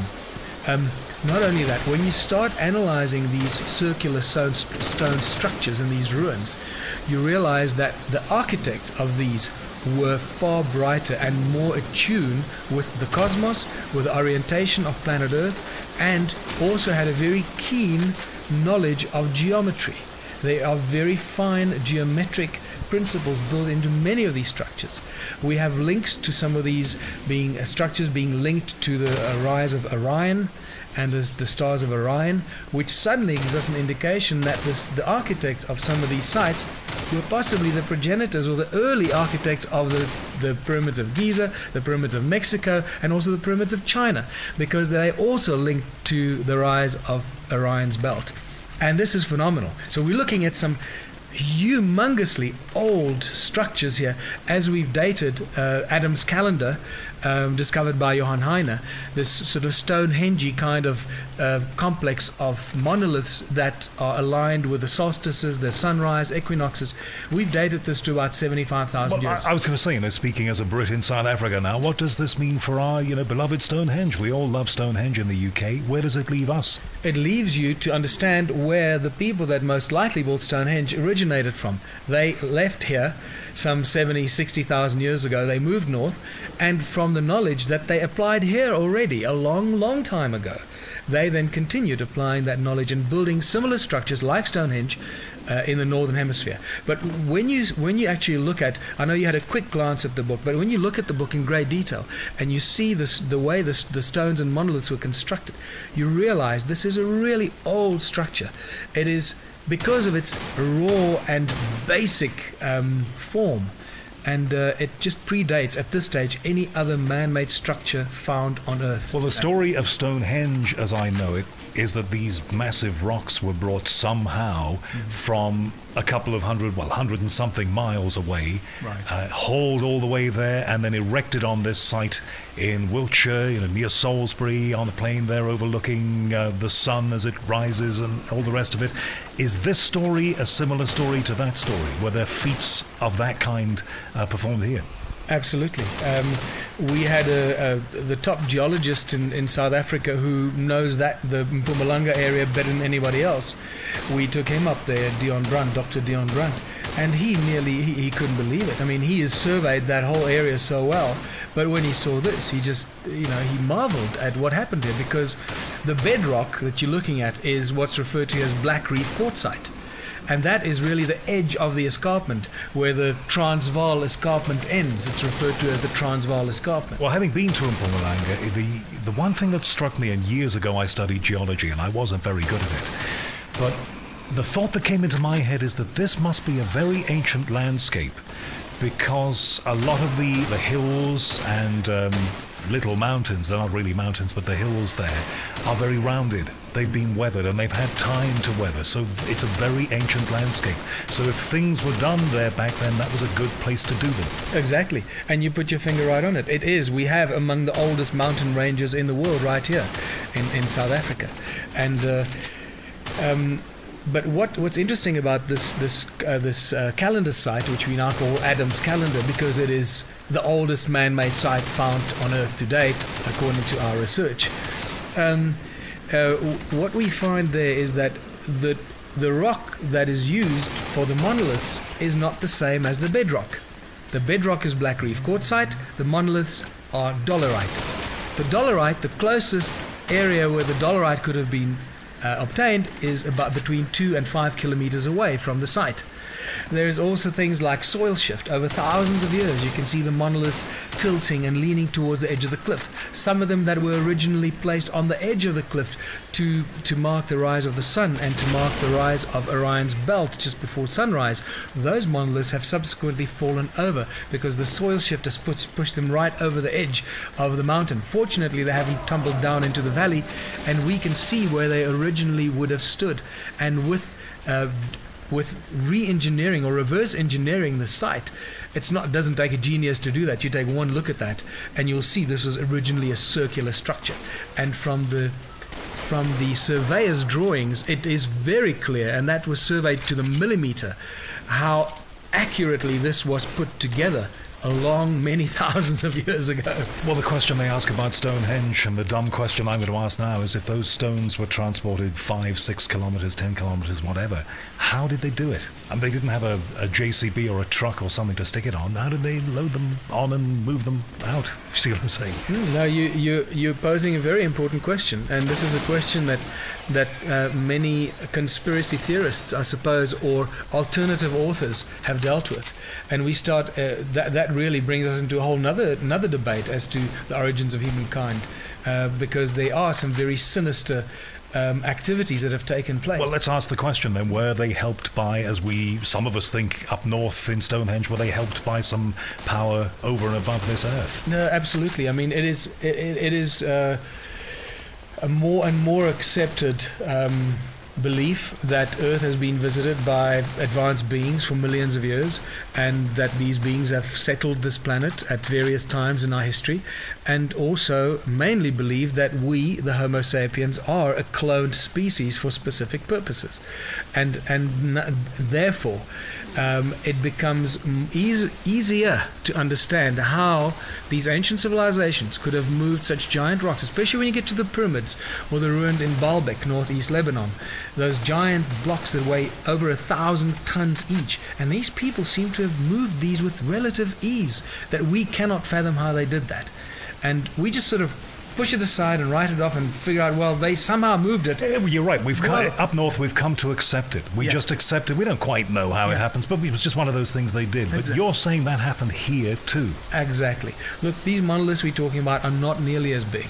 We are actually talking about smaller rocks that weigh between sort of 2 and 5 tons, but it's still they are still large rocks. I challenge any normal person, put away a 4x4, come on top of the mountain with your toolbox, and I want you to move that 3-ton rock over there from 2 kilometers away to this site here, place it perfectly in line with a vernal equinox sunrise, and I want you to carve out half of it so that the other side of it can also be used for different elements of the setting sun. And then when you're finished, 5 or 10 years later, call me. Yeah, exactly. You can do it with a computer and some heavy lifting gear today, but how would you do it then? Unless somebody helped you, or something helped you. And this is where we now really start wrestling with the true origins of humankind. Who is this weird species that we belong to? This Homo sapien species that suddenly emerged 250,000 years ago or so and took control of this planet. But let me say very quickly, those first 200,000 years were not pleasant. And the two common denominators that I found, and if you read Slave Species of God, my first book, it deals very extensively with those early turbulent days of humankind. The two common denominators there are three common denominators that you can find in all of human history is, first of all, our absolute obsession with gold. You cannot separate humankind from the obsession with gold. And even in the biblical scriptures, in Genesis 2, it already states that God loved gold so much that he took Adam and Eve to the land to the Garden of Eden, where the river ran through and there was gold. Well, South Africa is still to this day gold country, but Correct. Was that the case back in this period that you're talking about? Yes, you see, now you start stringing the pieces of the puzzle together. Because humankind, it seems, was firstly cloned to become this slave species to dig for gold for a higher group of beings. And we were cloned as a slave race of gold diggers. This planet, it seems like this planet was originally settled as a mining planet and a mining colony. And guess what? We are still a mining colony and a mining planet. There is more stuff being mined today than ever before. That's really heavy stuff to say, but if you think about what we're talking about here today, we're talking about expeditions to the moon to get what they've got up there, and to Mars to maybe mine what they've got there too. Correct. So if you extrapolate that backwards to the past, then it doesn't take a great big stretch of your mind to say, well, maybe this is what happened then. Yeah. Now, I'd like to spin you another little something to think about, right? The nature of science and the nature of quantum physics is that everything in the universe spins, right? Atoms spin, molecules in your body, everything vibrates and spins. The solar systems spin, the galaxies spin, the universe spins. Space-time, actually, the distortion in space-time, the one thing that Einstein didn't get right is the distortion in space-time actually creates a spin, and that creates the spin and the vortex effect of all things in space, right down from the universal to the subatomic particles. There is one thing that we look at every day that doesn't spin, and that is the moon. And that poses a lot of very fundamentally hard questions for us to deal with. What is the moon really? How did it get there? Remember, we have no absolute answers about our moon. It is a huge dilemma. Well, it's a whole other subject, but I know, and you probably know, people who say that the moon is actually hollow and there are things being kept inside it, or on the dark side of the moon there are things that are in stasis, they're asleep waiting to be woken, and all sorts of crazy theories. Maybe not so crazy about the moon and what it's there for. What do you think? No, they're not crazy at all, because if you start looking at our human origins, the moon played a very important part in the settlement of our planet and the movement of these early settlers on planet Earth, movement between the moon, Mars, and Earth. So you're saying that the moon was maybe a staging post? Correct. Back in those days, yes, for whatever was coming here? Yeah, absolutely. It was a staging post. It was also possibly a springboard to get stuff off planet Earth. So ask yourself this question, and I deal with this in Slave Species of God very extensively, is what happened to all the gold that we've mined on planet Earth? If you add up the amount of gold that we've mined, okay, there's not enough storage space in all the vaults to hold this gold. And then you start looking at the Sumerian tablets and what they tell us, how this gold was removed from planet Earth by the early settlers, who then created humankind, the Anunnaki, and so forth. And you start realizing that there's a huge cover-up here going on with gold. First of all, why have we been so obsessed with gold? Certainly not to dig it out of the ground and crush the ore and then hang the stuff around our necks.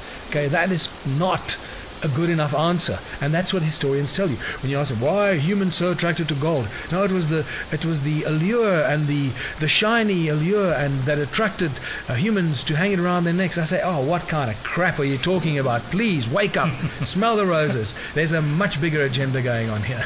But what do you think that agenda was then? Somebody out there needed gold for a reason that we cannot understand. No, we understand it very well.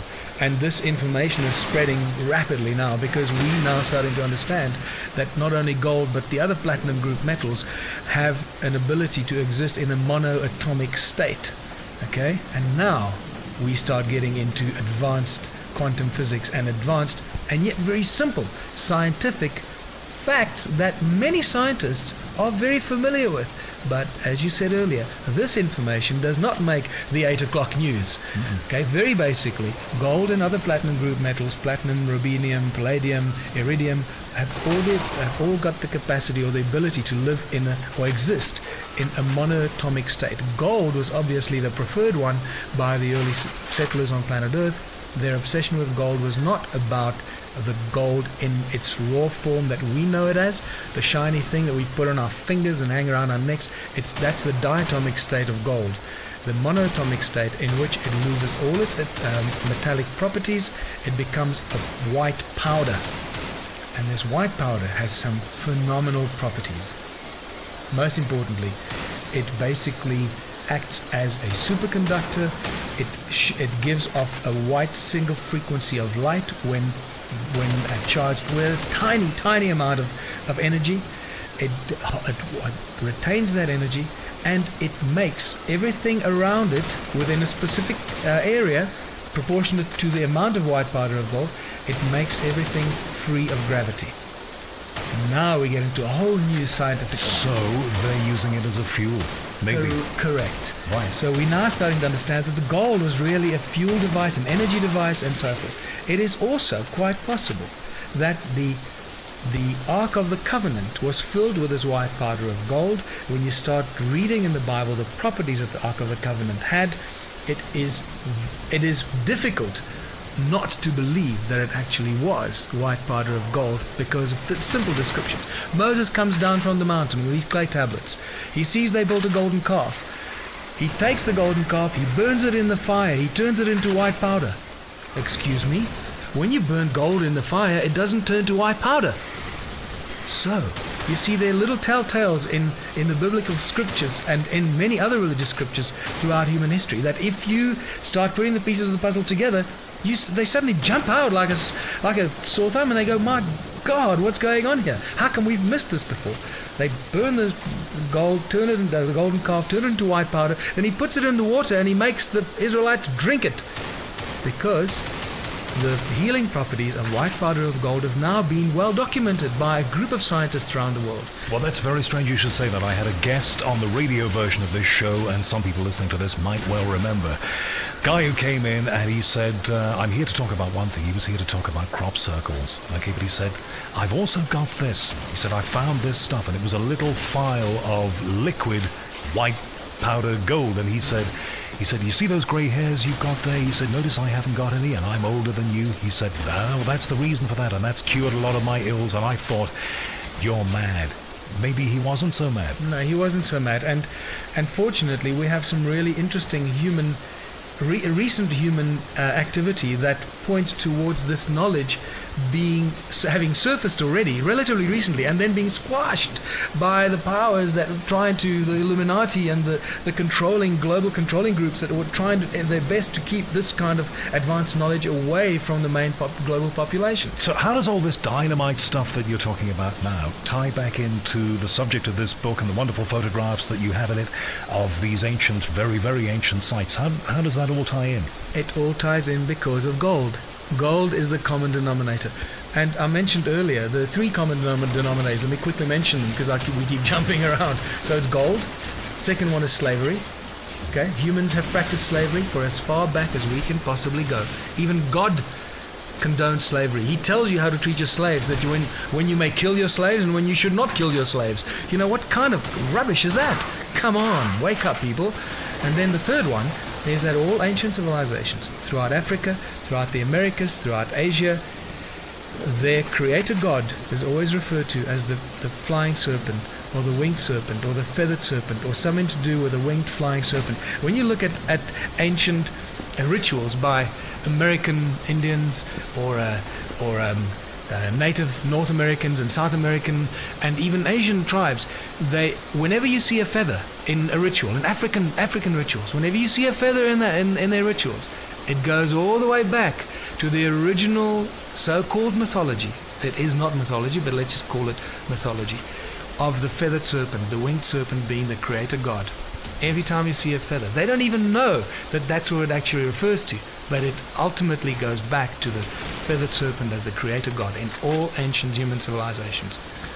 So the link is gold, three common denominators: gold, slavery, and the same creator of all ancient humans.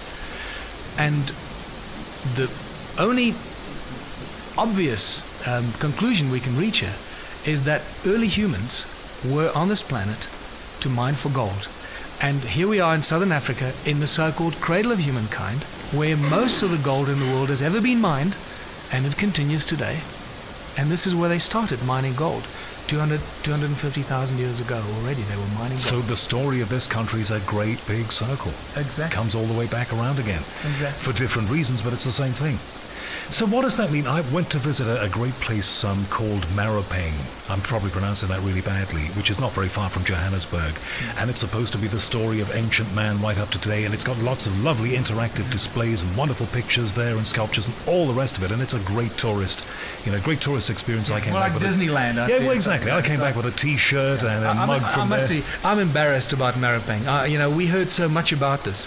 Yeah, that they're putting this wonderful, origins of humankind centered together. It's going to be, and when I went there, I was so disappointed and so embarrassed, and I really don't want to blow it for them. But guys, they didn't think this through. But they've spent a small fortune there, and they get tourists now from America and UK and everywhere going to that place. They love it. But you're going to tell them now. You're telling them now. That's all wrong. It is wrong. That is not the real cradle of humankind. There is not a single human skeleton ever found near there. Okay, that should be called the cradle of hominid kind. Hominids is that we have found there. Like I said, Mrs. Pless, Littlefoot. Those aren't Homo sapiens. Those are other hominids. There's Homo erectus, Homo australopithecus, and so forth. And so the word is, hey guys, there's a big part of your story missing, and actually you're in the wrong place anyway. Yes, where we have evidence of early humans is in Mpumalanga, actually all over southern Africa, with a Khoisan, evidence of Khoisan people living everywhere. But where we have evidence of their dwellings, their workplaces, their temples, their shrines, their possible sacrificial sites, we still yet to find skeletons and evidence there when we start digging. But we have probably close to 20,000 stone ruins that formed an ancient civilization that was so vast that they could have actually probably been as many as 3 million people living here at some stage. Now, this is where it becomes really interesting. Let's get back to the gold. We have overwhelming evidence that there were people mining gold 2,000, 3,000, 4,000 years ago. Okay, loads of gold was mined here in southern Africa. The richest gold mine in the world today is still called Sheba Gold Mine. And where is it? It's in Nelspruit. I'm not in Nelspruit, in Barberton. In Barberton, close to Nelspruit, in Mpumalanga. And so now we start tracking back the human history, the obsession with gold, the mining of gold, these ancient, huge settlements of ancient stone ruins that give us clear indication that there were lots of people living here mining for gold. We have found many ancient gold mines, so old that they're completely covered up by soil. And so it goes. And now you start looking at how history and biblical events start to cross over. And here we have this character called King Solomon, about 1000 or 900 BC. And King Solomon was a gluttonous bugger, and he wanted gold. What he needed the gold for, we don't quite know. Some people link him to be the top grandmaster of the secret societies on earth and so forth. But let's ignore that for now. But here's King Solomon, who amassed the most amount of gold of any person in recent human history. And he had this concubine called Queen Sheba, who lived in a mythical place called the land of Ophir. Now, no one's ever been able to find this place. So you got to ask yourself a question. If 1,000 years before Christ, there was this guy who amassed all this gold, is there a place on earth that there was gold being mined at such large quantities? And the answer to that is a resounding yes. We have found that. We have found the civilizations. We have found the ruined evidence of this huge human settlement, 1000 BC, 2000 BC. Remember that gold, these guys must have been digging that gold for quite some time already, because they had a lot of it. Because this guy used to export like a ton of gold every month, or whatever it was, to Jerusalem. So whoever was digging this gold must have been doing this for a while. And the only place on earth that could have happened was here in southern Africa. And you're talking about a massive trade on the scale of the trades that we do today. Correct. Huge. So what we're saying to your listeners is that we have not only discovered the oldest man-made structure on earth, 75,000 years old, maybe older, Adam's calendar, but we've also most likely uncovered what was King Solomon's mines. That's incredible. It really is. Now, the problem with... this is all great news for you. You're going to sell a lot of books on the back of this, we hope. But this place is going to be invaded by people wanting to see it. Correct. Not good news. Well, this is why I'm part of this foundation called the Makomati Foundation, and you can go online and check this out, look at some of the photographs, makomati.com, I think, or .co.za. Makomati. By the way, Makomati is an ancient Dravidian term. They were Indian miners here 2,500 BC already.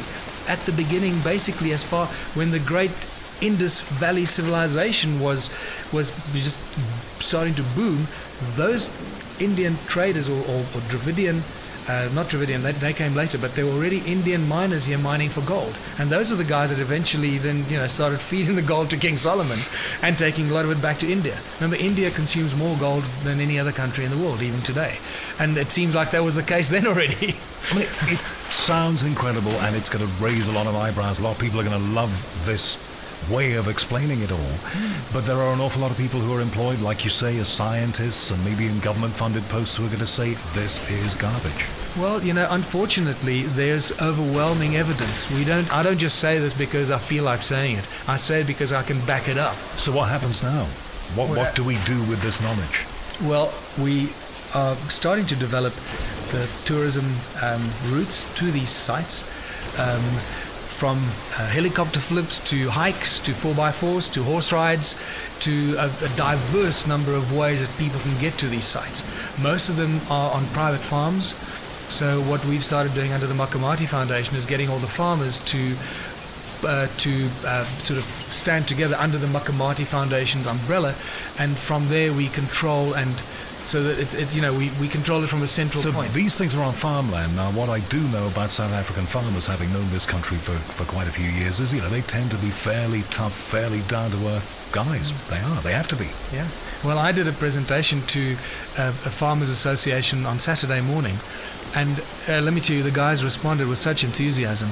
They became like little children. These big, tough guys that became like giggling little kids. So you got them on side, which is good. Totally. No, what about the government, though? That's your next thing. I must tell you that right now, I suspect that our biggest enemy here is most likely our government, because and I say this carefully because we have some allies that we've made and people that are sensitive to this. But if the government doesn't treat this the way it should be, and if they start putting political agenda before a much greater global agenda, we're going to have a problem here, because we're dealing with something. We discovered Egypt here in southern Africa. With thousands and thousands of ancient stone ruins, this should become a global attraction, and we should get an extra 10 million tourists a year to come and see these. Great news for South Africa, but what South Africa has to be able to do is to get people in in safety themselves, easily into... Mpumalanga is a beautiful, beautiful place to see anyway. Even if we didn't know this, it's a great place. You've got to get them in safety, easily, and get them out again without damaging what they've come to see, without ruining it. Correct. And again, I have to stress, this is why the foundation is so important. So on our website, we're going to be... the government isn't going to give us anything. We've already applied for government funding, and they're just ignoring us. We're persona non grata right now because we are telling the rest of the world that there is something much older than the so-called Bantu civilization, and they don't like that, and it's a huge problem. Huge problem. And we have to say... Do you understand why I started with... Totally, absolutely. Now it comes... I mean, the best storytellers start with a point, and then they'll bring you back to that point, and you understand what it's all about. I understand what you're saying, but, politics and race are going to rear their heads in this thing because people are going to say, well, you're undermining the empowerment of the black civilization of South Africa. I don't think we're undermining anything. I think we're actually bringing attention and developing new business opportunities and empowerment opportunities for people in rural areas, and especially in Mpumalanga, to get involved in this tourism huge monster that's going to be created around these ancient sites. And all you're saying to them is, we must get our story straight. Exactly. Not your story, our story straight. Get South Africa's and the origins of humankind story. You keep promoting the cradle of humankind. Well, where is this cradle of humankind? We have now presented the cradle of humankind to the rest of the world. And with that comes a huge responsibility to stop lying, to stop fooling yourself, stop having this feeling of entitlement, and start seeing the bigger picture, and start allowing people with ability and knowledge to put these pieces together. Because in the last 10-15 years, unfortunately, we've seen over and over again of incompetent people being put in charge of very important areas, and they screw it up, and when it's too late, unfortunately it's too late. When we destroyed and desecrate these ancient ruins, we can't fix them. I'm sitting with a situation right now when one of the most important farms with over 200 of these ruins there's an attempt to expropriate it to build low-cost housing on. And how close is that to happening? Well, the farmer is being forced to sell the land so they can build shacks or low-cost housing. So you're going to lose it? Well, we're going to do the best we can not to, because I think that's happening because of ignorance. That the town council doesn't know what's actually happening. And we need to just bring them into the light and explain to them what is actually happening. We've been working on this for 5 years. This is a South African... this is a South African situation, it seems to me. I mean, you see this in many places, but you kind of need... I don't know. What do you think? You need international help on this. We need serious international help. We need World Heritage Site intervention and huge money, because if we don't, with just me publishing a book about it, creating awareness, the gluttony of unscrupulous South African government officials might override all this goodwill, and there are those kind of individuals. Talking to you reminds me of a lot of old movies that I used to see about English public school boys, and they go up before the headmaster, and the headmaster would say, well, my boy, you've got a lot of explaining to do. It seems to me that as your book comes out, and in this next month, and as this year goes by, you've got a lot of explaining to do too. You've got to put this case out there. Yeah, well, I don't mind explaining until I'm blue in the face, because this is very important, and it's not important to me, it's important for the future cultural heritage of the whole of Southern Africa. Zimbabwe is full of these ruins as well. It looks like Great Zimbabwe Ruins was actually the headquarters of all this ancient civilization. And there's an interesting thing in the Sumerian tablets. Also remember that Zimbabwe ruins, they are probably about 3 or 4 levels below it. What we see now is just a recent construction on top of ancient sites. So the Zimbabwe stuff may be older? Much older. No, Zimbabwe stuff is much older. Several 100,000 years old. Okay, several 100,000 years old. The current structure on there was probably built around 1100 AD, maybe between 500 and 1100 AD. That is sort of been agreed on. But from the really credible geological resource, archaeological information that I get is that there are several civilizations that have lived there before, and it's interesting because a so-called winged serpent or feathered serpent, the creator and progenitor of all mankind, settled in southern Africa according to the Sumerian tablets. and he set up his abode from where he ran the mining operations in southern Africa. And that abode was near the gushing waters, by the lake, and if you look at how that terrain would have looked 200,000 years ago near Great Zimbabwe, it would have been pretty much the kind of environment that the Sumerian tablets describe. Wow, big story to tell then, and here we are in Santon, richest part of Africa, but also one of the oldest parts here where civilization supposedly began. Lot to say, lot to explain. I wish you luck with it all. Tell me all the details of the book. Right. The book being released in July 2008 is Adam's Calendar, and that deals with the calendar site found by Johann Heine in 2003. It took 5 years of research and development to get it to this point. Poo-pooed by many historians and archaeologists, by the way. Okay, but his persistence led us to discovering what we now believe is a key argument and a bit of evidence to deal with the earliest activity of the earliest humans found to date on Earth. Do you have a website? Yes, it will be on the Makumati website. Makumati is Makomati. Makomati. You had to think about that. Yeah, I had to think about it. What, makomati.co.za? .co.za and .com, I believe, yes. Okay, and if anybody wants to email you, can they do that from the site? Because I think you're probably going to get some response. Yeah, email me. There's a link on the website, but it's also info@makomati.co.za or .com. I'm not sure right now because we're about to go live with the website. There are a few minor tweaks that we have to make. I have to tell you, Michael, I wish you luck with all of this. I don't know whether you listening to this, wherever you may be, you just feel like I feel now, that I just want to take half an hour out to kind of stare at the sky and think about it all. That's how, I don't know, maybe that's how it leaves everybody, but that's certainly how it's left me. Michael Tellinger, thank you very much indeed. This is The Unexplained in Johannesburg, South Africa. My name is Howard Hughes. Thank you again to Graham Mullins, my webmaster, for all the hard work putting this out there to you. Thank you to you very much indeed for listening to this show and going on the website. You want to email me, that is easy. It's unexplainedhh@yahoo.co.uk. unexplainedhh@yahoo.co.uk. And if you're listening to this on iTunes or Feedburner, wherever you're listening to it, please put a hit on the website, which is, of course, www.theunexplained.tv. I'm back to London now, and I'll see you soon here on The Unexplained.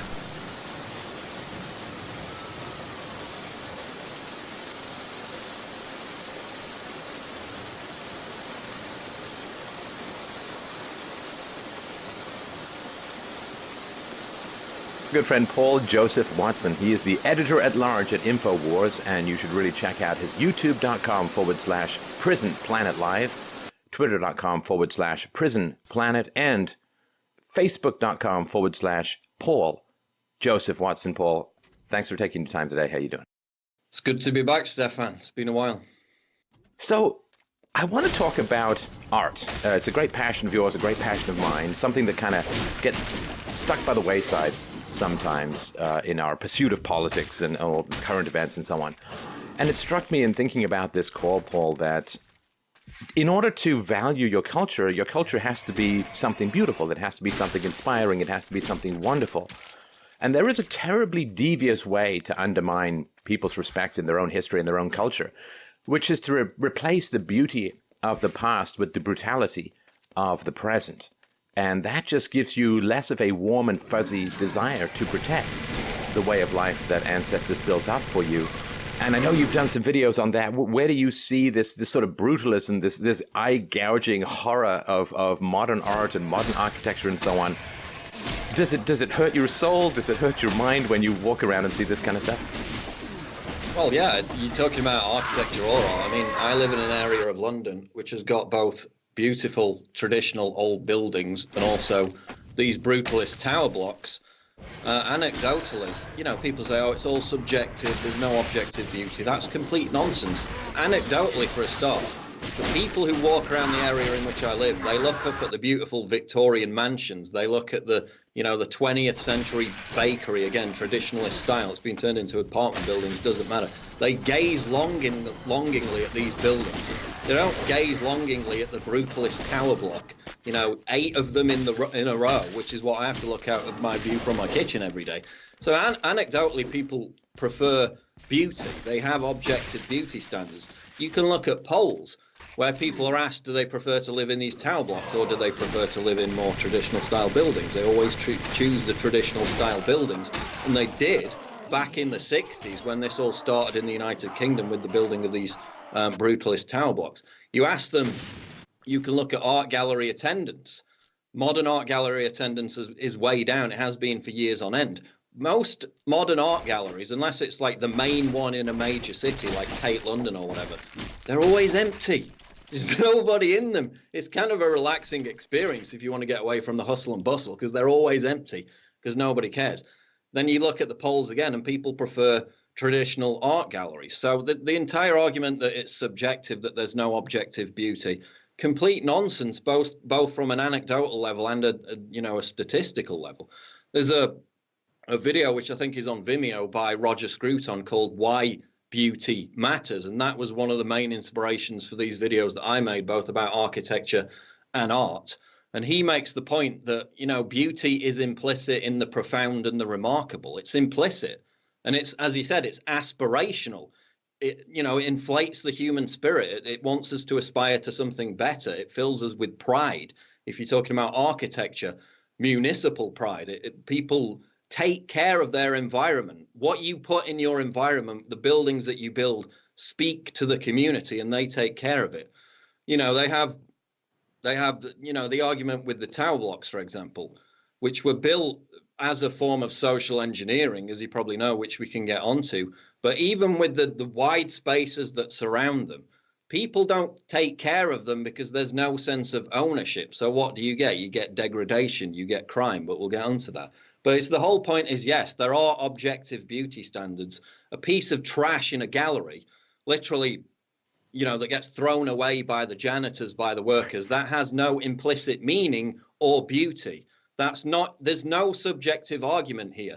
Beauty is a universal human need. It elevates the human spirit. We used to see that in art. Now we don't.